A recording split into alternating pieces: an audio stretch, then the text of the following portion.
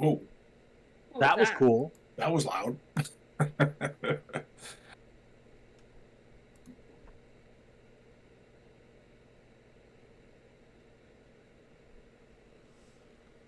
What?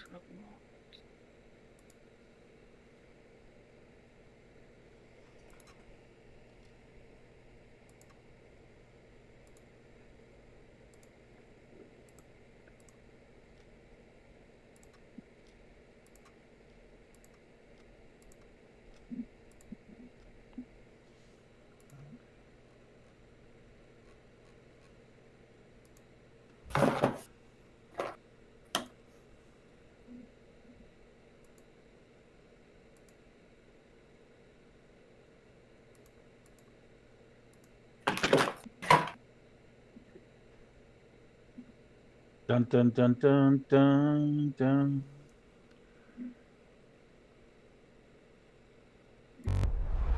Okay, and welcome back everybody to the Mystic Syndicate along with the Drunkards and Dragons crew.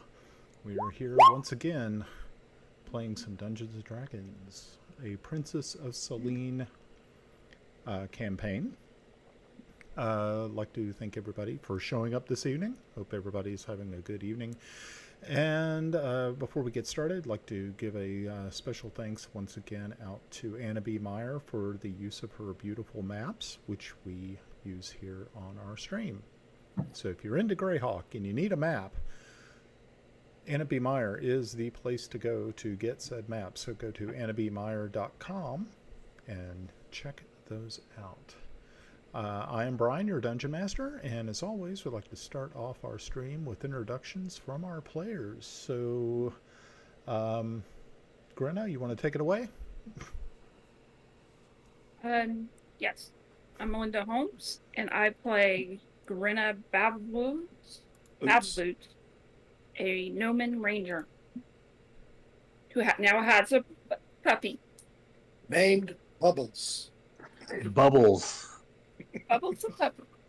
Tiny bubbles. Anyway, I'm Ed, and I'm playing Squire Thomas Waverly, a human fighter that nobody knows about yet. I'm Russ. I'm playing Jan Grimmer Tolformathers Halderson, one of the Frost Barbarian, being a elementalist. Well, I am Timble Snivenblaven, a gnome and an artist. Stuck with this group. Things. Short ones. Hello, I'm Pav. I am playing Kelix Zelenen, a paladin of Eronius. Hi, I'm Mike. I'm playing Kiffy Blackhammer, a dwarven cleric of Fortubo. All right. Excellent. All right, guys. Oh, my gosh. Whew. Been an interesting last 2 weeks. I have heard through the grapevine that we've had a couple of members of our illustrious group here had birthdays recently. I believe one was Glenn and one was Mike. Am I right? God, I hope I'm right. That is true. Okay, cool. Okay, good. All right. Well, happy birthday, guys. And Thank you. yeah. Thanks. Hopefully you have many, many more, and hopefully they involve some sort of role-playing. Hopefully. So, you just never know. All right. Well, good. I pretended to be at work. You pretended to be at work. Hey. I filled out that Golf club. AARP paperwork. For Oh. real. Oh. I keep What's getting... the old Soviet maxim? I go to work, they pretend to pay me, and I pretend to work. Yeah. That's about it. Yeah. That's pretty cool. Okay. Oh, just a real quick note. Just to let you guys know, I am probably going to be, I think our next time that we're supposed to schedule to play is the 13th. And I am on vacation that week, and I believe I'm going to be in Colonial Williamsburg that week. So I'll let you know what happens. You know, thought probably be a good idea. So if any of y'all happen to be near Colonial Williamsburg, just hey. Are you reenacting? Because I'm 2 hours from there. You're 2 hours from there. I think we're going. Run far, run fast. It might just be enough. Don't give your Actually- hotel name. Don't give it. Don't get. Yeah. Next thing I know, Ed shows up knocking on my door at like 2 a.m. Hey, He knows me. Anderson, wake up! Yeah, I can see it now. I'll be like, oh shit. Well, it may not be a good time, but it would be a memorable time. There's truth to that. A lot more than you know. Yeah. I don't think it would be deal breaking as far as the game. You know, if he just showed up at 2 a.m, I'd be like, "Are you okay? Are you lost? Is Steph chasing you down a hallway with an axe? I mean, what's going on? I don't know her well enough to know your situation, but Well, The reality is you're well past those years where he would call and say, well, they're giving me one phone call. Glenn, yeah, I don't think that's accurate. I do. He's got Steph. She's got yeah, well, That's true. and the one phone call I would get at those times was not a police phone call. It might be, hey, I'm going here, and I only get one call before I get on the plane. So nice. I've seen you on the too many hoods of too many cars. Too many hoods of too many cars. Oh my gosh, it's too funny. and we're off. Okay. But we knew that. I'm sitting here trying to make sure that all of my sounds are right. Okay, I think everybody can hear us, so that's kind of good. I don't know. We'll find out. What was so strange is I started the stream and it's like, where's the music? It's like, the music was there a minute ago. Where's the music? It's like, I don't know. Alrighty, so the last time that we met, you all had...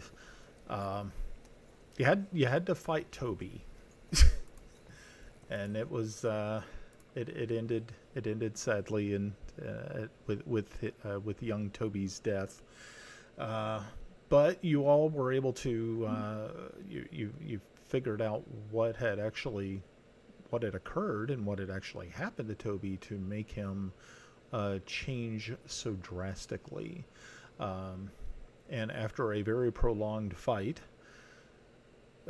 you were finally able to defeat him, and as he was passing from this mortal realm, he told you to be careful that there are other items like this, and not to fall into its evil clutches. You had were able to bury him the next day. But before you were able to break camp during the night, Grenna had been out scouting, had actually been out walking the perimeter, and found a very interesting creature that had been hurt in the forest. And she brought back a very young warg puppy, who she has decided to name Bubbles. Bubbles. Yes. Okay. So that is where we left off. You all were actually getting ready to... you were packing up camp, and you were starting to make your way back to the main road, which is going to take you into the city of Chage, which is not that far away from where you are at now. And so, with that in mind, let me make sure I got all my stuff here. Okay, cool. And we're off like a herd of turtles. And off like a herd of turtles you go. So yeah, you were able to pack up everything. You got everything ready. You put the tents up, and you were able to get Cassandra and her daughter back. Got everybody into the carts along with this very strange looking puppy, and you started making your way to the southeast. I'm going to bring up the map to kind of give you guys an idea of where you are at. And I'll make sure to show it to you all. Hopefully you all can see it. Yep.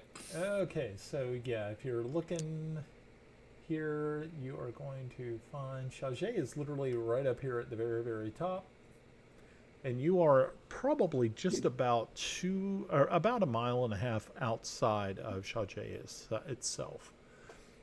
This little forest. Brian, what do we know about Sajay? You know that it is.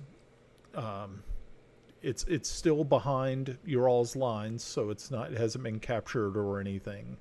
You're not really too sure what to expect when you get there, though, because it's been a while since you've been through this town, and of course that was before the routing had occurred at Thornward. So you're not really too sure what you're going to be walking into when you get to Chagé. It is a fortified town, which means it does have walls, and it does have its own local militia, but you're not really too sure exactly what you're going to find when you get there. The best part that you're thinking is that you haven't seen a lot of refugees on the road because, once again, they had been held in True Light, so you didn't have to worry too much about that. But you're kind of thinking, you're hoping to see, once you get to Chagé, is that there is an army there. That would be the best thing. But you're not really too sure what to expect. Okay? Hopefully I know that didn't answer your question. Well, it answered your question enough, I suppose. So, What are the walls made of? this is stone, quarried stone.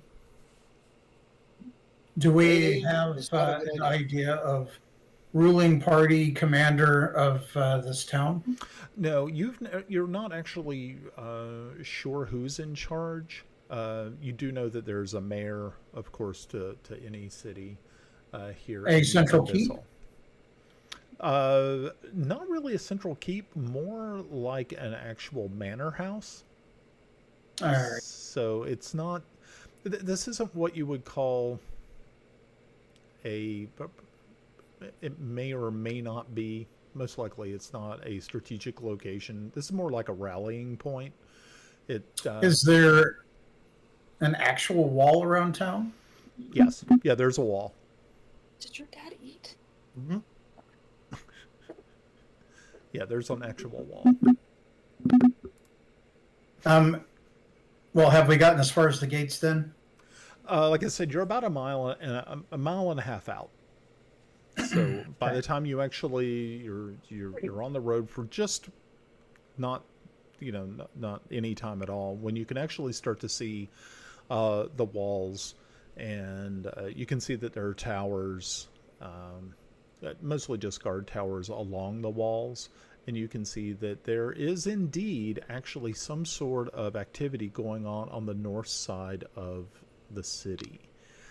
And as you get closer and closer, you see that indeed there are soldiers who are looking as though they are leaving the city itself and are marching to the north towards True Light. And as you so they're on the road, you're on the road. Are you going to make way for them, or what is your plans? I would suggest we give way. I'm going to hop down off Agree. the wagon, Okay. Make a hole, make it wide. Okay. and I'm going to walk straight for Are in their formation? Is there obviously a captain or someone out front? Yeah, there's actually a horse-mounted officer who is. My who is- wee ass is heading straight for him. Yeah. Okay. Great.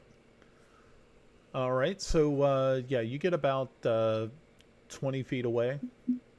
How how do you want to proceed? Hail, who's in charge of this company? He brings the horse to a stop, and he says, "I am, sir. I'm Captain John Morris. How and who are you?" I am Timble Sniffenblaven. I am the artist for the king or for the marquis. And Margrave. Yeah. Margrave. It's the same title. And he has been captured. Are you bound for True Light? That we are. You say he's been captured. He has been captured. I am on my way to the lady to pass this information along. He was alive the last I knew. I was in his retinue. He says, "This is very, very disturbing news. This is the It is first I've dire. heard of this." He looks over to a couple of rows back. There's another. True Light another needs sol- you. He says, "Oh, They need you badly. well, we're definitely So heading push there." your men. He says, "Well, we're definitely heading there." The front has fallen. And True Light, well, Timothy True Light may have his hands very full, to be plain. Understandable. Well, thank you so much for the information, but I do feel that maybe it might be if best, would you mind too very much if I sent someone with you to help speed the way? Certainly, I'm more than happy to have somebody facilitate our entry into the city here, and to whomever is in charge. I am not uncertain whether it's a mayor or a military leader here, Right. but everyone should know what they're going into. Right. So, so he says, no, definitely. Thank you so much for this information. Yes, proceed into city, and there you will find Pliny von Muderick. Pliny is the Say that name once again. Pliny. Pliny. Plenny von Munderick. And I will add that to your to the NPCs that you know. Would be smart of me, right? You've taken lessons from naming from Russ. Oh, have I? No. I keep to one culture. Oh, Well, sir, wonderful. I appreciate the information. I just did not want you walking into darkness. let me just make this good for you guys, so you can do that later. Okay, yeah. So that's in there. All right, yeah. So he says, excellent. I'm going to send my squire with you, and here, if you will. And he takes out a parchment, and he scribbles very, very quickly with a quill, and he says, "Show this to anyone along the road. If anyone stops you, show this to them, and you should not have any further hindrances to Pellic." And he rolls it up and hands it to you. He looks behind him to another a young man who is also on horseback, and he says, Thomas, at this point in time, you are being relieved of duty. No, you're not being punished. No, you need to go with these people immediately. Make sure that they get to Pellic without any problem. They have very dire and important news for Lady Ilia. Okay? Up rides a young man, probably about 19, 20 years old. You notice he's clad in red livery, and he's severely scarred upon his face. And as he rides up, he goes, "Again, 1,000 pardons, my lord. It's Tomas. Thomas is my brother, Sir Thomas Waverley, married to Lady Elizabeth. Therefore, I know it's confusing, my lord, but it's Tomas." I understand, Tomas. 1,000 pardons on that. But again, these fine folk here have just came from the front. They have very dire news, and you need to make sure that they get back to Pellic as quickly as possible. Aid them in all haste, and if you get a chance, please make sure to join us again hopefully when we pass out through True Light and on to Thornward. All right? Good lad. Be good. Yes, my lord. Yes, my lord. And who am I taking them to? You shall take Lady them, Ilia. yeah, you will make sure to take them directly to the captain of the guard. Make sure that they're introduced. And then once there, make sure that they make it to Lady Ilia's, to the throne room in Castle Oversight. Yes, my lord. All right. All right. Well, good luck to you all. And he waves forward the column, and he trots off down the road. Okay.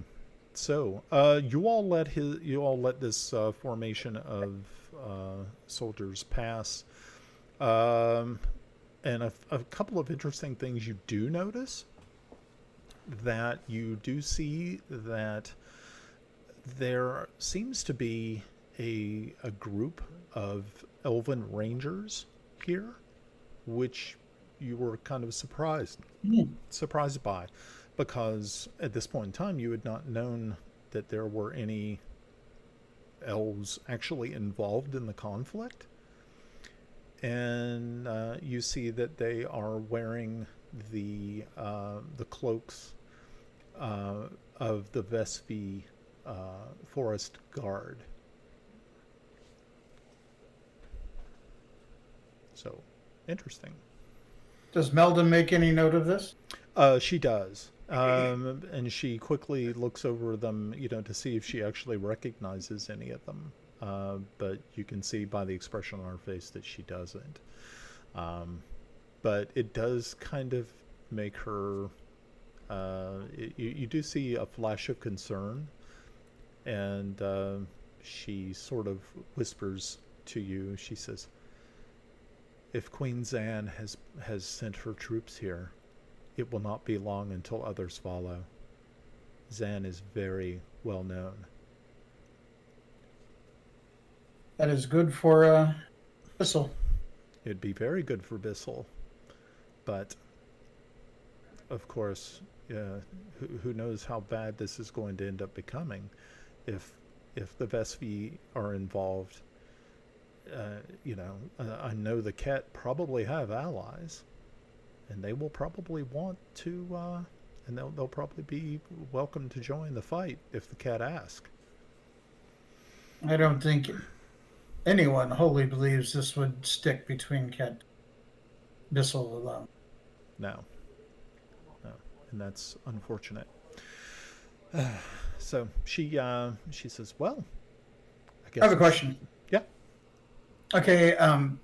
Her armor had a mark on it. Is it the same as the device they have? These days? As like she did have a On her leather, you said that she had a there was mark.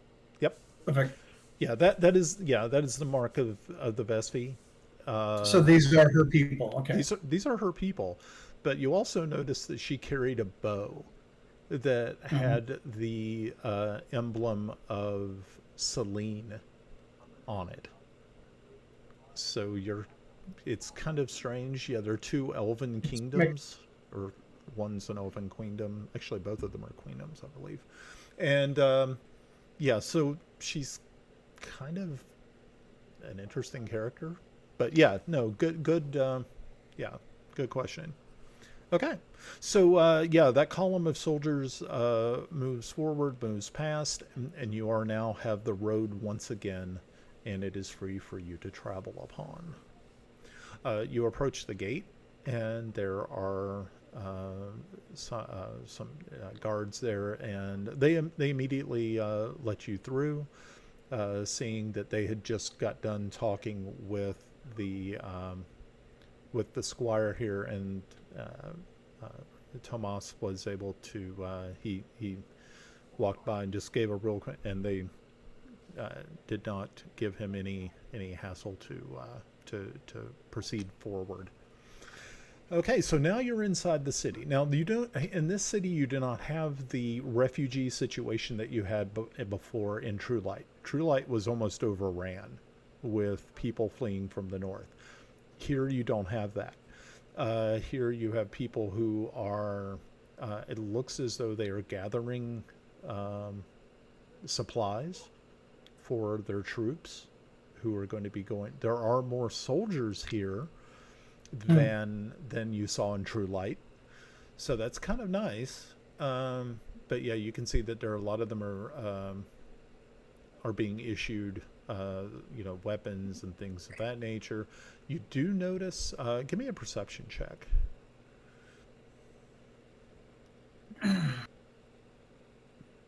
Do you want me to roll too, Brian? All of us, or just- No. Tomas, you don't need to, but everybody I was gonna else say. can. Roger. Okay, so it looks as though we've got... That was not great. Okay, so we've got Greta and Temple and Kiffy and Calyx. Okay, so Kiffy. And Yarn. Okay, so Kiffy and Yarn, as you all are crossing over into town, the one thing that you notice about these troops is how young they are, and also how they don't look seasoned. They look like they're farmers and Militia. young folk. Yeah. So you're kind of thinking that this is definitely not, a real army. So that kind of worries you a tad bit, but you also know that, you are heading away from the front, but it is kind of, it's saddened. It's very saddening to you to kind of look upon Calyx these. looks at the surroundings and has that knowing look, or knowing. Yeah. They're trading troops for time. Yeah. Exactly. It's just. Question. In other words, it's gotten that bad. It's gotten pitiful. Question. Uh-huh. We are currently part of the army. Is in this odd balls squad Yes. company, whatever. Good. We need rations. We need re-equipment. Yeah. And we need speed. Cal, Okay. rations, re-equipment. You're the captain. Take care of it. The quartermaster, though. Isn't that the ship guys do? The captain is responsible for everything his troops do or do not do. That is correct. However, we're here to, provide our findings to leadership, And and resupply. of course the lady, and they will just supply later.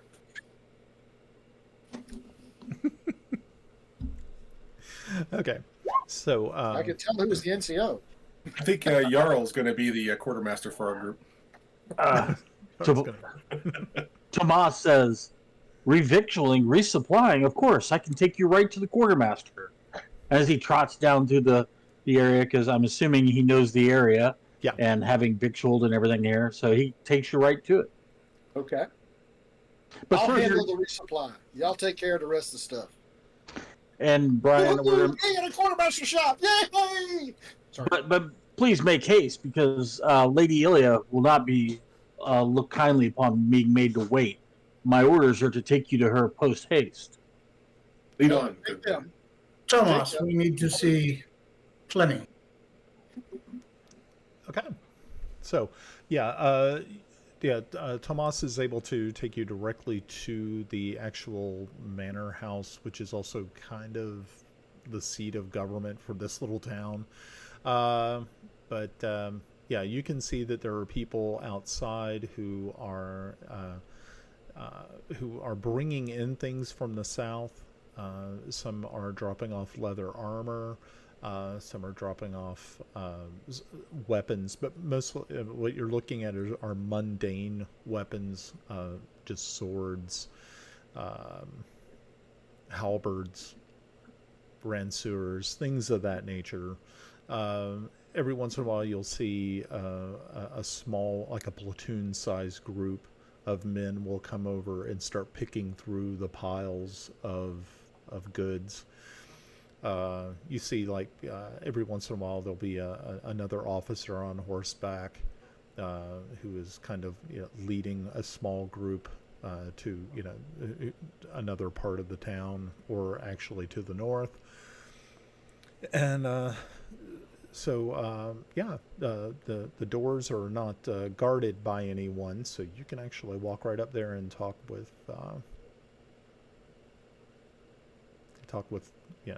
anyone inside the building. Take me to the mayor. Okay. Thomas. Take you to who?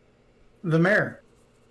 Actually, my instructions were not to take you to the Lord Mayor. They were to take you to Lady Ilia. And the mayor can expedite things as well as militarily be given information that may help the kingdom. We can take a few moments while we are getting our supplies back to do this. Begging your pardon, sir, but Lord Mayor Jason Aldenobor is not well known to me. However, Lady Ilia, I can bring you to immediately.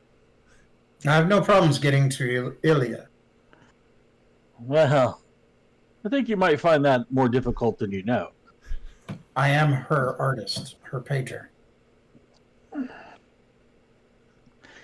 And you could be the person that brushes her hair. That's a common servant in our world. Exactly. One that was sent with the Marquis to the front to fight, who was in his retinue by her bidding. I'm going to get the information to her, but we need to also warn people up and down Watchtower Road. We can't just give everything to Cat. I rolled a 6 for insight, so I'm not able to determine if he's telling the truth. I mean, my orders are, correct me if I'm wrong, are to take them after introduction to the city guard, or the captain of the guard, immediately to Lady Ilia, right? That was the orders that you were given by Sir John Moore. But Sure. I look at Timbo and said, I understand your concern, and troops are going north. It might be best if we see the lady first. I look at him and say, "Come, my lady, come, my lady." Everybody drink. Everybody drink. I just put a note next to your name, Tomas. You know what the note says? Asshole. Oh my. Well, when I Tomas, think you have your codpiece a little too tight. he gives you a smile, but with all the scarring on his face, you can't tell if it's a smile or a sneer. Could be a rictus if he keeps it up. Ouch. Okay. So I take everybody to Lady Ilia. Okay. No, we have miles and miles to get to her. Yeah. You have because Lady Ilia is in Pelik. Oh, it's in Pellet. I was Yeah, assuming she we're in was here Chauvet. for some reason. Oh, okay. Nope, no. Yeah, No. Okay. All right, gotcha. Also- Understood. I made the same mistake Pop did, so my bad. Yeah, when you were talking about going to see her, I assumed that she was here for some reason. Okay. Yeah. Actually, I She's a believe, good bit away. Yeah, I believe Yarn was going to actually go see the mayor, which is Pliny, was the mayor. But Ah, is that so yeah?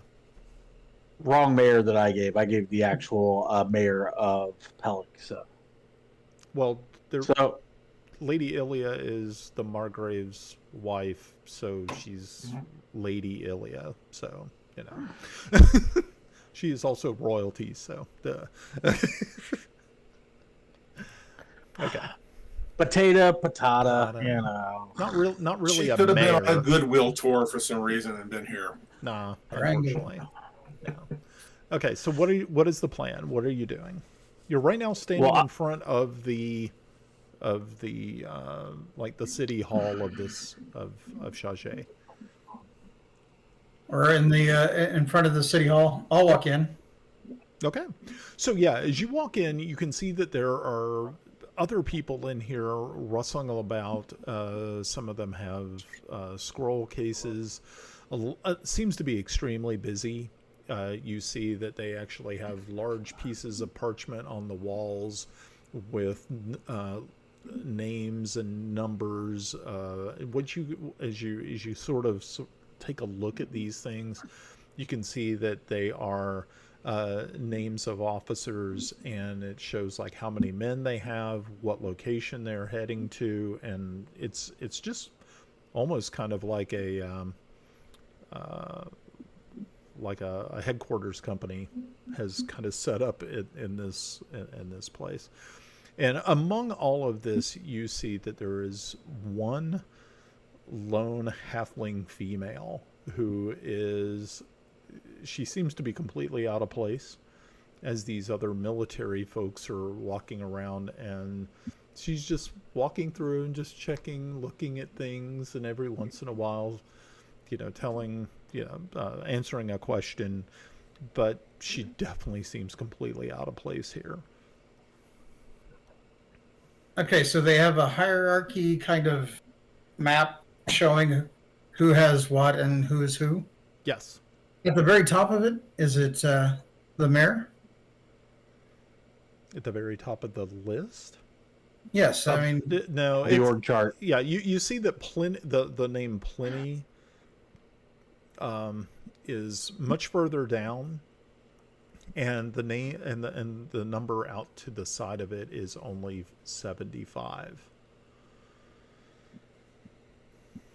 So that is actually the way you're kind of looking at it is like when it's all said and done, that is how many troops. boss. That is about how many troops are going to be left to defend the city. Tomas, Yes, my lord. who's the real power in this city? Um, The mayor Thomas- is not at the top. Tomas is going to look at the org chart and kind of look it over really quick, making mental notes of troop movements because he's probably seen it. Who is current commander of this city? So as you tick down and everything, you're seeing that next to these names that are further at the top, you have ones that have are underlined, and almost all of them are underlined except you see that was right above Pliny was Sir John Morris, who was your commander, and now his name has also a line stretched under it. So everything above her, or above Pliny, is, from what you gather, is out in the field. So left. she is in charge, but there's not Oh. much left to see. Well, it appears, looking at the org chart, that Lady Plenty is currently the most ranking official here. Tomas, Yes. is the mayor a halfling? No. Or is she? Yes. That's not the mayor. Okay. Yes. Her ladyship is of that of shorter stature than a human. And just as I'll you, just walk over and introduce myself. yeah, as you all are talking and stuff like that, you hear behind you just a, And you turn around and look down, and you see this. She's well dressed, halfling woman, and she looks up and says, "Oh," and then she looks over at you, Tomas, and says, "Tomas, weren't you supposed to go?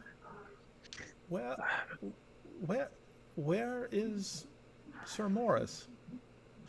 Yes, milady. I've been instructed to escort these individuals and present them to you. Oh. Well, that's lovely. Welcome to Charge. May we talk someplace in private? Of course. And so she leads you over to a door that leads you into what you can only guess is the actual mayor's office. You can see that it's probably seen better days. It looks like there's a lot of things piled up in here. Extra weapons, extra armor. You see some boxes that are marked "Caution, this side up, don't drop," that sort of stuff. And she welcomes you in and shuts the door behind you all. And she says, "So, how can I help you? You can see we're quite busy here." Yes, and as are we. We're heading to see Lady Ilya. The Margrave fell. He is alive, but Ket forces have him. Thornwood is overrun, and Ket forces are heading south. Yes, we heard about Thornwood. Have you been to True Light? Yes, we passed through and spoke with the commander, Timothy Truelight. No. He has been warned he will need reinforcement if he has any chance. Of course. So you all are heading to Pelik? Yes, Excellent. directly. Directly. Oh, perfect. Okay, so you're going to deliver this news. I hope to do so in person. That would probably be wise. So she looks around and says, "Okay, this is very disturbing news, but you believe that the Margrave is actually still with us?" I saw him taken with mine eyes. He is taken. Excellent. Okay. I fled the field and joined these other soldiers, and we are making our way south, warning of Ket troops and two commanders that the Margrave has fallen. Okay. Excellent. Yes, it would probably be wise not to just let this get out to the. I don't think we rank need and to have file. a panic. Yes, we definitely don't need that. Any different than the monorail. We don't bring up the monorail. I was wondering how long it would take for it to pop up without me saying it. The monorail. What's the time? Oh Lord. 40 minutes. Wow, longer than I expected. Yeah. Okay. Take a drink, right? So What's the Robia?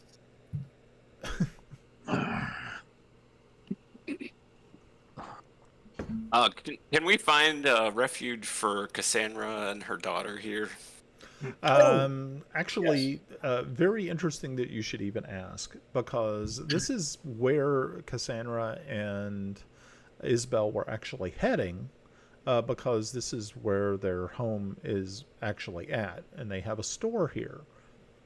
So, yeah. And family? And they do have some other family. So this is probably where you will be parting ways with Cassandra and Isabel. Very good. We've scared them enough. Agreed. Yeah. So I didn't do anything. Yeah, they were actually still. They were still. They were still at the cart, talking briefly with Melda, and had told Melda that this was definitely where they were going to be leaving or parting company with you. But before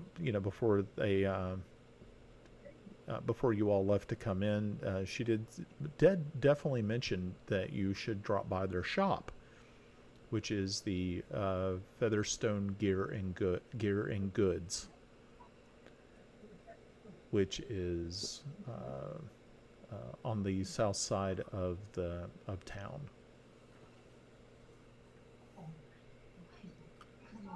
Tomas knows where it's at because Tomas knows where everything is in the town, so he can take them there. That's true. Okay. So, Plenty says, well, this is, I'm glad that you told me.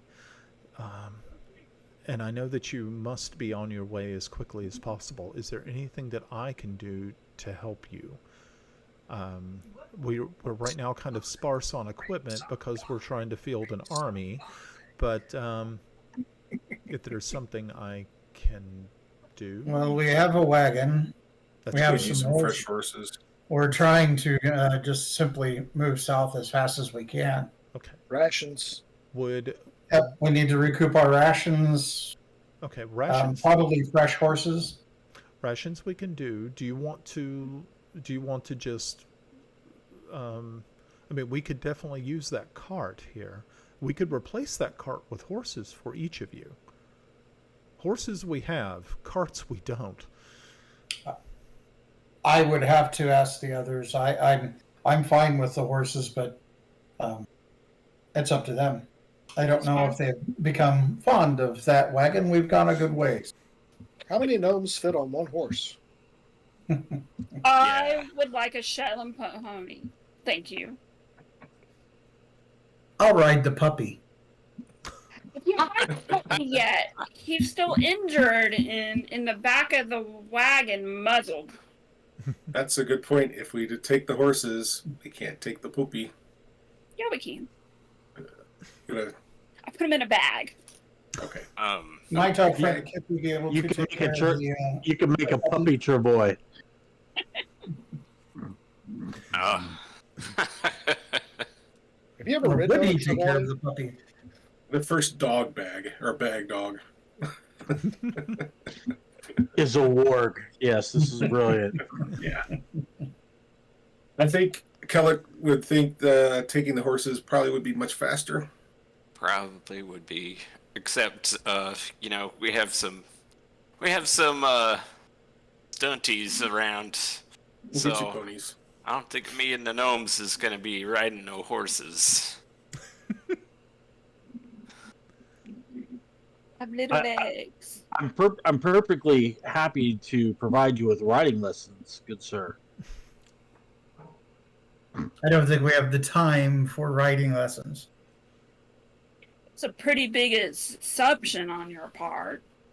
Yeah, I don't like these pack beats, but necessity being what it is. If you can get one that I'll fit on, I'll ride it. Okay. So, Plenty says, well, then follow me out. We'll take you around to the livery and we'll see what we have. So, she escorts you back into the hall. People are, like I said, just coming and going. And you, once again, head out to the front. You see that the cart is there, but now the only thing that is sitting in the cart is the puppy. which a lot of people who are walking around are looking at it very intently as you all start walking out. You see that people are making a wide berth around this thing, even though it is muzzled and even though it is a puppy, it is still very large. It's not. And what is Bubbles doing? Bubbles is actually just looking because it doesn't really understand what it's seeing. But it also kind of realizes that no one's getting near it, so it must be okay. But as soon as it sees Grenna come out of the building, it immediately sort of it jumps more to attention and has its giant paws on the side of the cart, just looking at her, like not leaving eye contact at all. So it's kind of like, okay, that's a little weird, but everybody else is kind of freaked out by your dog. All Sorry, right. you may want to stay with your new pet there, just in case somebody decides to want to touch it. Well, at least we know nobody will steal the cart No, nobody wants or to the play. horses. Nobody wants to play with your cart or your horses. So, all right, so very good. So- Tomas will take him over to the shop that they needed to go to as well. Okay. So yeah, so Plenty walks you around to the side there, and there's a stable which is set up. And there are several different horses here. You have very large war horses to light riding horses.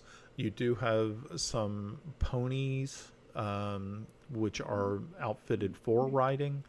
But you don't have anything smaller than a riding. Given that horse. this is a multi-racial country and Mhm. town, are there any other animals to ride, i.e., a boar or I'm sure they'll have the appropriate tack and bridle for our. Actually, I'll be and I believe, correct me if I'm wrong, Brian, this region is pretty much human dominant. It is, yeah. but it's trimmed Mostly business. on the mountainsides to the east. True. That's where my people come from. Well, we I'm don't sure we talk- can find you a riding goat. I have no problem with that. I know. Treat me as you will. Emergency rations. He calls it infantry porn. Okay, so yeah, so I mean, you can ask and see if I mean, you do see some other people who are here in the stables who are tending the horses, to see if they have anything that will suit your specific need. But Plenty does show that yes, they have several different types of horses, different types of sizes. You don't see any riding dogs or any other type of animal. But that doesn't mean that they don't exist in the city. So. I think Kiffy would be fine with the pony. Okay. All right. So yeah, so are you all going to trade the cart for horses? I believe so. Okay. That's the Cool. idea. All That right. seems the best horse. Okay. So Plenty. Get a horse. Yeah, you're getting a horse. It's got full tack, so that's good. And she We'll need food for them. Yeah. Oh yeah. She thanks you for for trading the cart, and she says, "Well, unfortunately, I got to get back to it." So she looks over at you, Tomas, and says, "Tomas, if you have a chance, could you deliver something for me in Pelik?" Of course, milady. Excellent. She said she reaches into her robes and pulls out a scroll case, and she hands it to you. And he says, after you get done talking with Lady Ilia, don't do this before, of course. Will you seek out a friend of mine? Her name is Raven. She is peculiar. She might be absolutely frightening and scary, but I believe you will find her there in Pelik at the Royal Dragon Inn. Yes, milady, it shall be done. Excellent. Thank you. And she bows to you, bows to all of you, and says, "Well, good luck and good travels, and may Best of luck in the dark days that come. yes, and may the gods above and below also watch over us. Good luck to you." And she turns and walks briskly out of the stable, leaving you there with your new mounts and the equipment that you needed for them. And you see a couple of minutes after you leave the stable, you head back over towards your cart. You see that there's a couple of young men who are trying to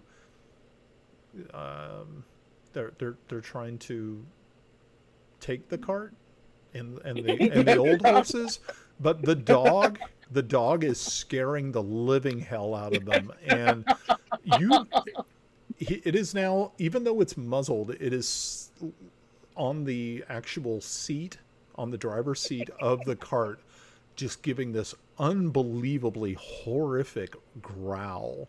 Just so, I mean, even for a puppy, I mean, even though it's the size of a full-grown German Shepherd at this point in time, you're thinking, oh my gosh, this, you know, and you can see the horses are also not having a good time with this, because they can hear it and they can see him, and he is like, Love him. yeah, In a very firm, gnomish voice. Bubbles, stop!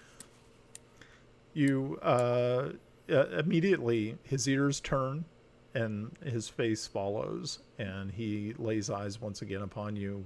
You know, they're holding your new horse, and he stops, and he kind of puts his head down a little bit, and jumps back into the back of the cart.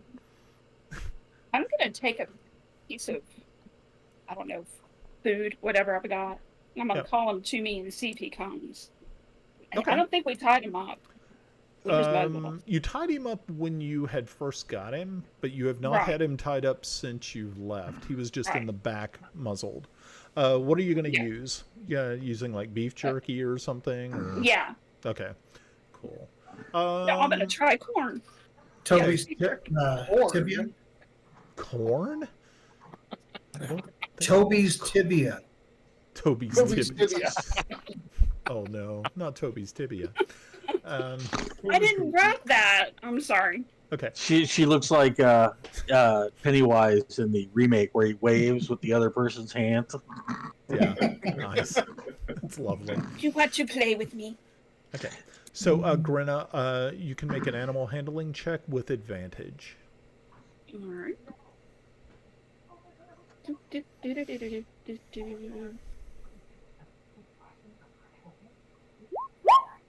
Roll again. Okay. That's not bad. Okay. Where did my Was it- finger? Well, you have it with advantage, which means you roll twice. Yeah, you roll twice. Yeah, Yeah, but I had 3 already at advantage. No. Rolling with Uh-huh. advantage means you roll 2 dice. Yeah, you just roll. Yeah, roll it twice. Okay, Roll Hey. sorry. twice. Choose uh, one. hey, on. hey, Melinda, what you do is right where it says your bonus on Mhm. D&D Beyond, right click that, and there's an option there to roll with advantage in the future. Cool. Oh, okay. Yeah, like this. No, hold on. Just roll. I'm not seeing it. How about I just roll it again? Yeah, just roll again. There you go. Just roll. Okay. And then- Even better. Yeah, How you did you did do better, that? which is great. Okay, so yeah, the Bubbles takes a jump off the side, lands probably about 10 feet away from you, and he's still a little wobbly on that one leg, but he doesn't seem to be too worse for wear, and he comes up to you, and he opens his mouth and just snaps down on this piece of beef jerky, and when he opens his mouth to do it, you can just see these teeth are just they look really scary, and you're like, "Oh, holy mackerel! This is a pretty scary looking animal." But as soon as it takes it, it immediately sets and just starts to chew on it. It I doesn't. rub his head. Good puppy. Okay. Cool. Yeah. I'll walk over to the boys that were trying to get the cart. Yeah. I'll hand them each a gold and say, "Why don't you have a few drinks tonight? I know your friends around here will give you a bit of ribbing." Yeah. They thank you and said, "Sir, thank you so very much. Very kind of you. Is it okay to take the cart and the horses now?" Yes, Thank you. Oh, sorry.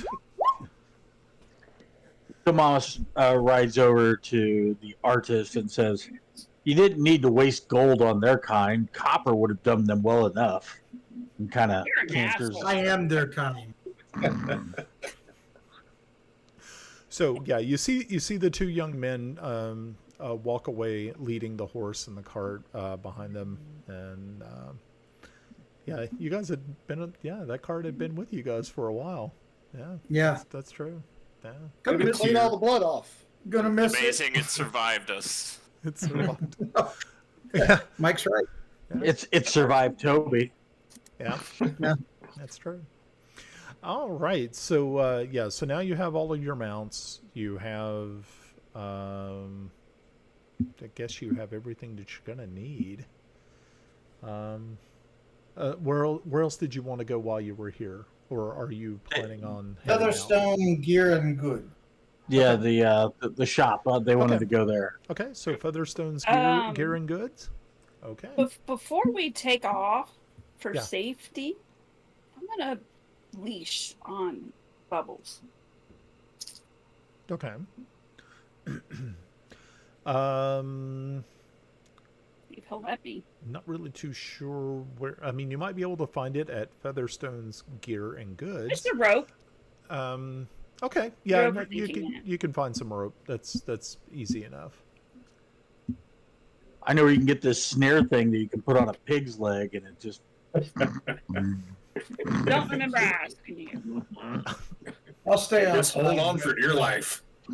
I'll stay out with the horses. Okay. All right, so you all make your way over to Featherstone's gear and goods. When you walk in, you can see that Cassandra and Isabel had probably just opened the doors. And so when you walk in, the little bell above the door rings, and you see both of them are kind of working in the back, and they don't see you, but they did hear you come in, and you hear Cassandra say, "I'm sorry, we're not really open at this time." And just as she says that, she kind of peers around the corner, and she says, "Oh, no, but for you." Of course. For you. And she says, "Thank you so much again for rescuing us and everything." Lady, I know it hasn't been long since your loss, and we're sorry for that. We're actually kind of hoping you might be able to supply us with a few items before we leave south. Of course. Well, look, whatever you need here, it is yours to take.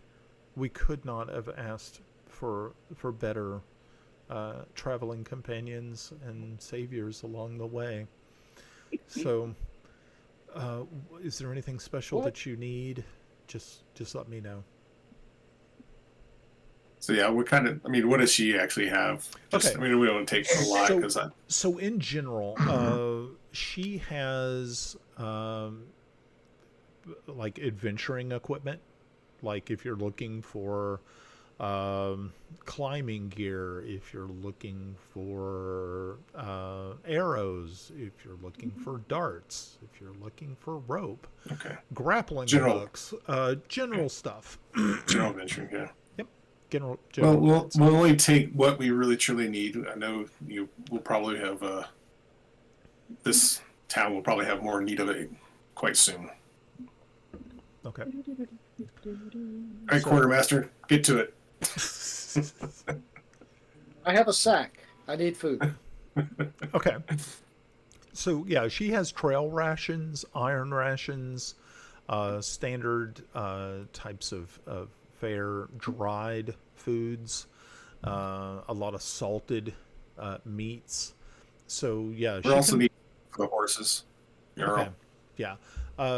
Yeah. If you, as you were walking up, you see that they actually had hay and sacks of alfalfa.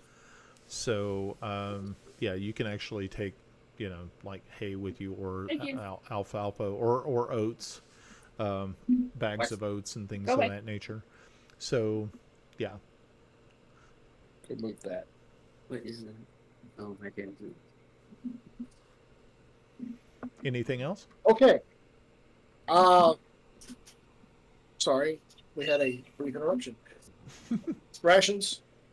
How many weeks for all of us? Yes, no, maybe. I mean, we'll take enough just to get us to what is the next actually? Well, we're supposed to be going to Pelic. That's way south. That is Way way south. Yeah, but Uh, our next town is. There's a keep, and then there's Mahiro. Yeah. Yeah, there's Vesharak Gesundheit. Keep, and then there's Maldoro, which is a little bit further south. Yeah, Pelic is like actually at the almost at the. It's off very this map. end. It's almost off the. Yeah, it's like right there. So you have a little bit ways to go, but the beautiful thing about this is that you are on really a really nice road. You're on the Watchtower Road, so it will take you all the way to Pelic, and it's a very well maintained road. So it's not like you're Having traveled the Watchtower Road, how long does it take us to get to Belserat Keep? Because that'll probably be our first stop. yeah. It's probably going to take you at least another 2 days. All right. Well, now that you don't have the cart, probably we'll look at maybe a little bit more than a day. Okay. Because you can speed along a little bit easier now. Very good. I would say 2 days worth of rations for all of us, Okay. Okay. So yeah. and So, enough for the horses. yeah. And So replenish ammo. okay. Yeah. So Cassandra and I got Isabel, one hammer. help bring things out. Help bring things out to you, so that you can then helps you pack them into bundles and things of that nature. So, okay. Anything else that you need? Suggestion to party: we could avoid any overland time and probably burn this, and just say, hey, barring any random encounter, Brian, we could probably burn that time and expedite us a little bit. Okay. Agreed. Agreed. Agreed. Mike, your last vote? Yeah. Hios hence. Okay. So, are More you green done? goblins. Are you done shopping? All right. All done shopping. I have no needs. I've been outside with the horses. Okay, very good. All right. So yeah, everybody piles back out. You see Cassandra and Isabel wave goodbye to you from the porch of the shop, and wishes you all a safe and speedy travels. And she says, of course, you're welcome, to come back at any time, and hopes that you do return soon. As they wave you off and you start to make your way out of the city's south gate. While they were inside, what did Melda do? Melda Made was toast. Melda was just actually hanging around outside. All right. She did. It was pretty crowded inside the little shop, and she just felt it was probably in her best interest just to kind of keep an eye outside. Okay. Well, we're outside because I wasn't going in either. I'll try to make some small talk and see if I can Okay. pick up any information from her. Sure. Go ahead. Just- Sidebar. Yeah, tell us about why you're really here and your people are here, and it's also timely. It would seem that way. I am actually kind of just, I was just traveling, making my way to the west, actually, when I stumbled upon the two knights that were What's fighting. out west? Oh, What's out west? she was actually heading to actually southwest, which is the country of Sterich. She actually has a relative there, who an aunt on her father's side, who had invited her to actually head there and spend some time in the woodlands of Sterich. But when she saw that those two knights were having a hard time with those two hill giants, she decided to jump into the fray. She's not a part of the military at all. She just was there, saw the need, and jumped right in to help. She tells you a little bit more. Her father is not very well liked in the Vesvi. She doesn't really know that much about his past. He's a very secretive elven man. Her mother and father had split. They and her mother's name is Amthavara. Her father's name is Kalashian. And Kalashian and Anthabara once Melda got old enough to pretty much take care of herself, her mother left. So. Yeah, so she's been kind of on her own for a while because, like I said, Dad didn't really pay much attention to her.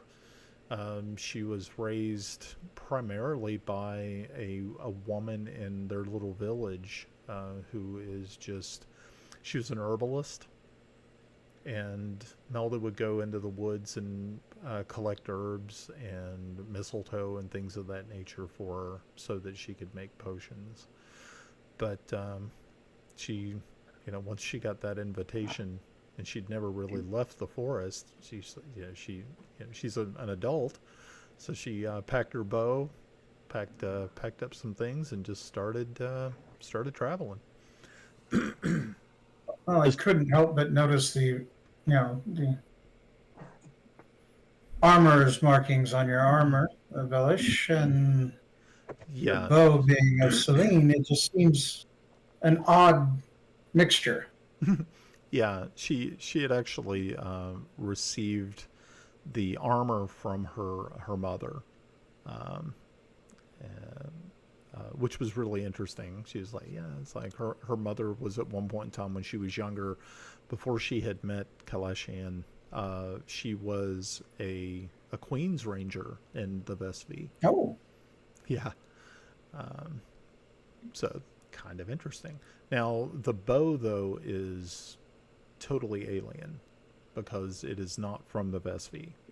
And even Melda herself does not know where the bow came from. Familial from your father's side? She doesn't really know. Her father barely ever speaks, has spoken to her. Like I said, she was pretty much raised by an elven witch for the most part. Did she give you the bow? And she said no. No, it was left. It was actually probably a part of my father's. It's a beautiful weapon. Oh, and it is a quite beautiful bow. Yeah, it's very ornate, and it bears the marking of Celene on the top riser. So it's interesting, but like I said, she doesn't really know that much about her father's side of the family, but she does know that her mother was at one point in time maybe even been even some sort of lower rank royalty, but she doesn't know. Well, that's where I was going to go, Brian. Would Tomas, as he's been going through studies and stuff like that, would he have learned any of those roles or the names or anything like that? You can give it a try. Like a knowledge history? Yeah, you can give a knowledge history. I mean, it's kind of an obscure one. Yeah, it is kind of. Yeah. You're doing good tonight, Ed. Yeah, you're just you're you know, that's just listening to the story and not like okay. Is there any other thing I you think wanted? Yeah, I think she's crazy. So I think she's batshit crazy. Okay, so is anybody do you have another question for her or any other? No, I was just kind of making small talk and Okay. and seeing what we could find out, subtly without Yeah. being too overt. Yeah. Okay. So yeah, everybody Not that I'm starts. never subtle. Okay. So everybody starts piling out of the little shop. You jump back on your horses and you start to make your way to the south and to the south gate of Chaget. Yeah, so you're able to pass through without any problems and you start to make your way out. Yes, it takes you a little bit more than a day to get to the next town. You can see as you're passing by or passing through, it looks as though the town itself has been cleared out. You see just a few people are around, but you don't see the types of crowds that you definitely don't see the type of crowds that you saw in True Light. There doesn't seem to be a lot of people here. Like they have either cleared out or have fled to parts unknown. So continue on past, and it takes you probably about another 4 days to finally make it to the walls of Pellic. And you've had several nights of long rests. So if you've sustained any damage in the Toby fight, you are probably fine now. Oh, Toby fight. The Toby fight. The Toby conflict. we call it Toby Fest where I'm from. Toby Fest. Toby Fest. Is that what you all call it? Okay. That's beautiful. No. So Brian, as we're moving through, I'm assuming we're seeing these desertions and my military background. I'm like, oh, this is normal. We've either press ganged all the males and put them in the military and the militia, and everybody else has fled and that kind of thing. Yeah.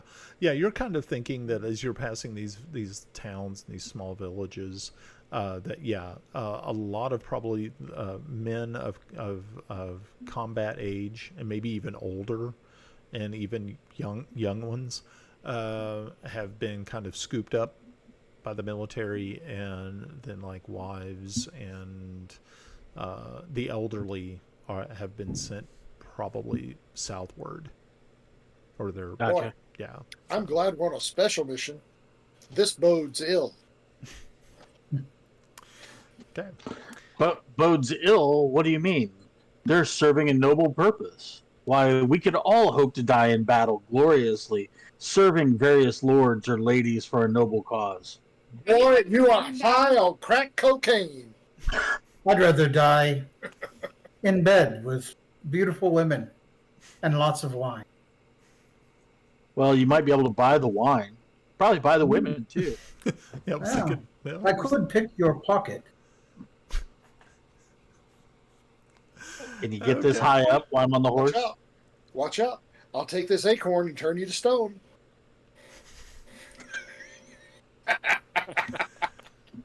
So, Thomas, have you ever been in battle? Thomas looks at her and you can definitely tell the scars are battle scars on his face. So that would be a no. He's been You in just battle can't badly. shave. you just can't shave. Either that or he lost a bar fight.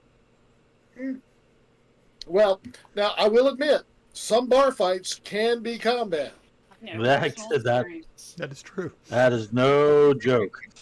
No, I've seen my time on the battlefield. In fact, I strive to bring But it was honor to my brief, right? family name. But it was brief, right? Because you saw it. No, I never ran, good sir. Well, you took this tasking fairly quickly. I was ordered. Good man. She came to order. Right. Pardon me? Let's go How see much she Uncle paid to order Angus. Moving on. Time for Lady Ilya. Okay. So yeah, as you all approach the front gate, you see that the guard has been obviously doubled. There are troops scurrying about different locations. You see that there are several men on the battlements, watching the road and watching your approach as you make your way. And everybody's kind of sort of eyeing each other, but you do notice Kellex, that some of these men are people that you've served with before. The same with you, Grenna. You also notice that there are others here, being that you are, you do have a military background, and you are of the armed forces of Bissell. You do see some recognition flash across many of their faces, and the gates. And also same with you, Tomas. You also see others that you had served with in the past, and they give you an easy egress into the city. Now, it doesn't take you too long to be able to make your way towards the center of the city, and along the way, you see that there are indeed troops here. These look a little bit more veteran. They are not your green conscript types. And as you are approaching Castle Oversight, you see a very stout, heavily armored dwarven man that quickly turns and looks at you all, and he says, "Ah, Kiffy, my boy, you made it back. How did it go?" Well, it was not a pretty sight. Things went sideways, as they say. He looks puzzled at first. He said, "Sideways, you say? That sounds Yeah. that sounds quite bad. Well, Yeah. I would guess that you at least have some news for us. I mean, does it all go well, I suppose? The Margrave should be back any time, I suppose." Alas, that is not the case, sir. He has been taken. He just looks around real quick and says, "Shh, boy, we don't need that type of thing getting out here." He says, Hey, you know I'm lawful good. Why do you ask questions know, you no, don't no, want me to answer? I know. Yes. You and your moral compass. Oh well, that's fine. That's fine. Says, well, I guess we should probably let some people know about this. And Time to speak to the lady. Yeah. Before we do that, I rolled an 18 for an intelligence check when I came in. Okay. Because I recognized some of the people. Were they from different units? Like, Yeah. we're seeing cast-offs of units, and this is where they're all. You're seeing casts off of units. You're also seeing people who, at one point in time, were in your unit that either was able to that had been reassigned to different places. The people who are on the battlefield at Thornwood, you don't see faces that you recognize here. Okay. Both Kellex and Grenna, you just have this feeling that probably most of those people have either been captured or killed. Which is... Can I roll an insight check to determine if there's a reason why there's a lot more veterans here and they're not up front with everybody else? Yeah. Yeah, that's definitely no problem. So, you made it. Okay, insight. Okay, good. All right, yeah. So what you're thinking is that these are troops that were brought up from the Or would that be- south. Actually, sorry, Brian. Would that be an insight, or do I need to roll something different? No, insight's good. Yeah, because you're All sitting there kind of thinking about it, and that would be fine. Yeah, you're looking at it, and you're thinking to yourself, okay, these have to be troops from the south that have been brought up, and they were probably maybe a part of a reserve. But you can see also that same sort of hurried thing where you have piles of equipment and things laying around, and they are making sure that they have like good equipment and everything, and there's horses, and it looks as though you also have more the possibility these troops are going to be heading north, probably within just either a day or two tops. So yeah. Would we have any knowledge of what the last plan is? Like, if everything goes completely sideways, where is the fallback position? Would we know that? Well, yeah, you all kind of got a general idea of what would happen. Everything pretty much falls back to Pelik, which is the seat of government in Bissell. The royal family itself could flee to, most likely it would flee to either Sterich or maybe the Grand March, or it may even be another place further south. But right now, everyone believes that the Margrave is, other than you and a handful of other people, they believe that the Margrave is just going to be, returning soon. They don't even really know what happened on the field. So once that information gets to Lady Ilia is going to pretty much take the reins of power once that happens. So, pretty basic. Okay. So, Captain Angus Plowbender says, "All right, well, so let's take you all in." And he says, "It looks like you're doing much. It looks like you're doing all right. Did you see any combat?" Just a skosh. I saw a little on TV.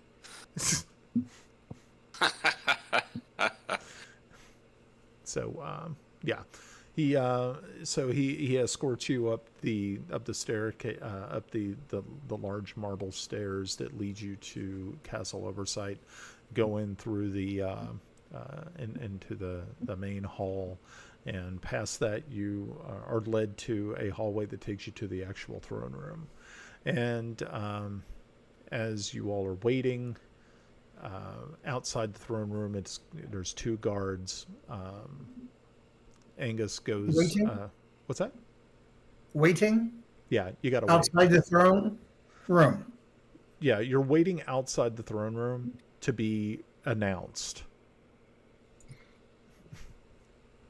Okay. Where did we leave our horses? They were left in the courtyard. Begging your pardon, milady. Horses are not required in the throne room. As he reaches over and pulls a big horse hair off of her cloak and shifts it away and brushes off the dirt a little bit. Okay, smart ass. I was asking because Melda, I would not have left Bubbles. Master Tobas. I would have Bubbles. Yeah, with me. Melda is actually going to stay with the horses and Bubbles. Okay. Master Tomas. I had a reason. Beyond the doors are your duty. Expedite, please. I hate to tell you how this works because it's obvious you're not well schooled on those levels, but when she's ready, the doors will open and we'll walk in. Do you think the status of her husband isn't worth a little breaking of the rules? Begging your pardon, but she already knows probably why we're here and why. So at this juncture, I defer to her ladyship. So as you all are standing here talking about this, the doors open slowly, and Angus walks back out and just like, motions for you quietly to approach. And so you walk into this it is a very a grand court. You see that there are other lords and ladies here who are talking, and the whole room goes silent as you travel down the carpeted aisle that leads to the dual thrones at the other side of the room. You hear some whispers and things, and ahead of you walks Angus, and he actually stops about 25 feet away from the throne itself, and immediately goes into a bow, and then he motions you all to also approach to the 25-foot mark. It's actually like at the end of the carpet, and everybody is so once you make it to the end of the carpet, what are you doing? Alec does his little chest salute and bows. Yep, very good. Obviously, Tomas does the appropriate bow to the significant level based upon her station within the organization. I'm taking my lead from Uncle Angus.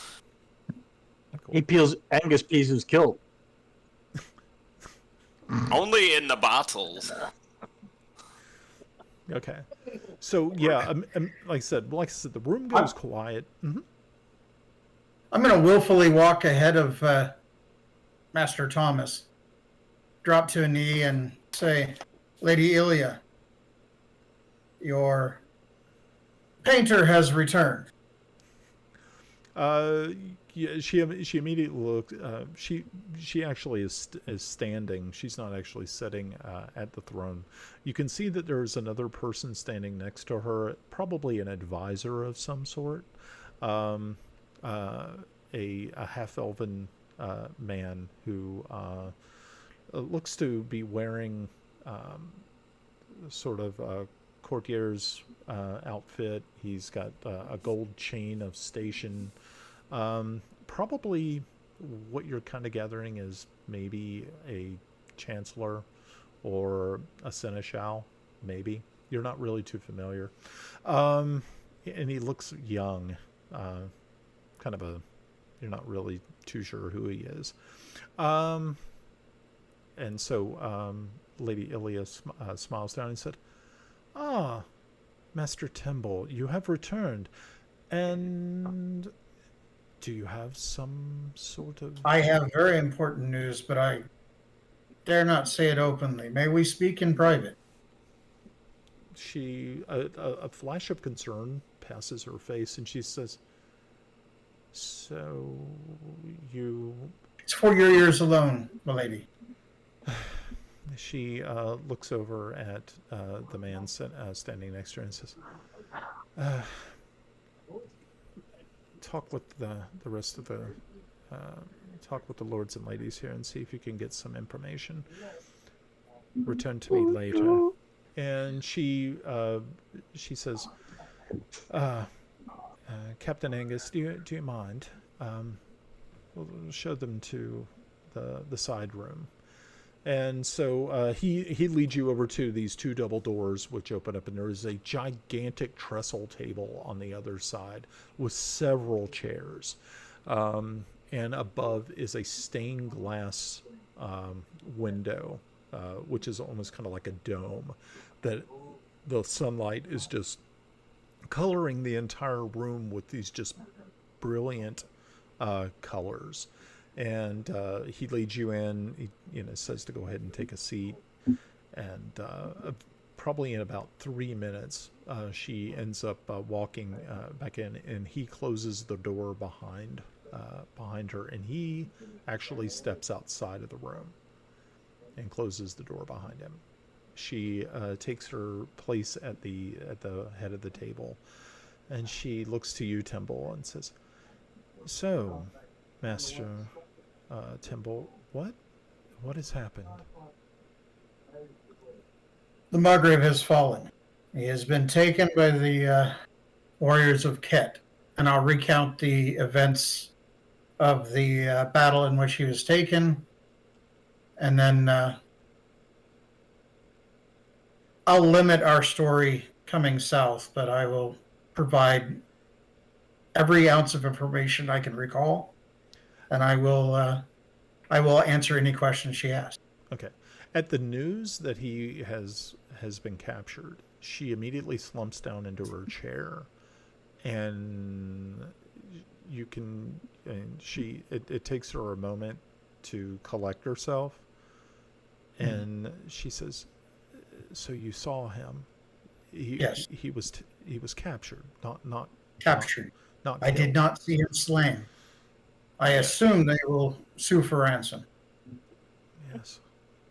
I suppose. But I wanted you to know that before they had an emissary here. She says, "Yes, they probably will." What happened? I know The last I saw, he was on his steed and was pulled down by the forces. Thornwood, they were very well prepared for us, and they overtook the city in moments. Okay. So she gets to her feet and she says, "Okay. Thank you so very much for this information." My duty. My duty. Said, "I have much to think about." She looks at each of you and says, "Can I trust that you will not say anything of our meeting today?" You have our word, my lady. You can see she is probably on the verge of falling apart. This is not something that she was ready for. This was definitely way outside of her thought. When she was standing in there just moments ago. She walks over to the door and opens it, and Angus is standing on the other side and opens up the other door, so she doesn't have to.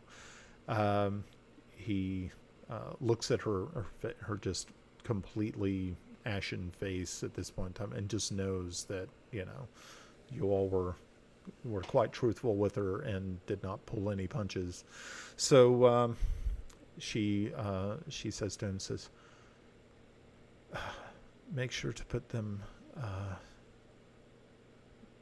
up someplace nice. I'm indebted to them for giving me this information.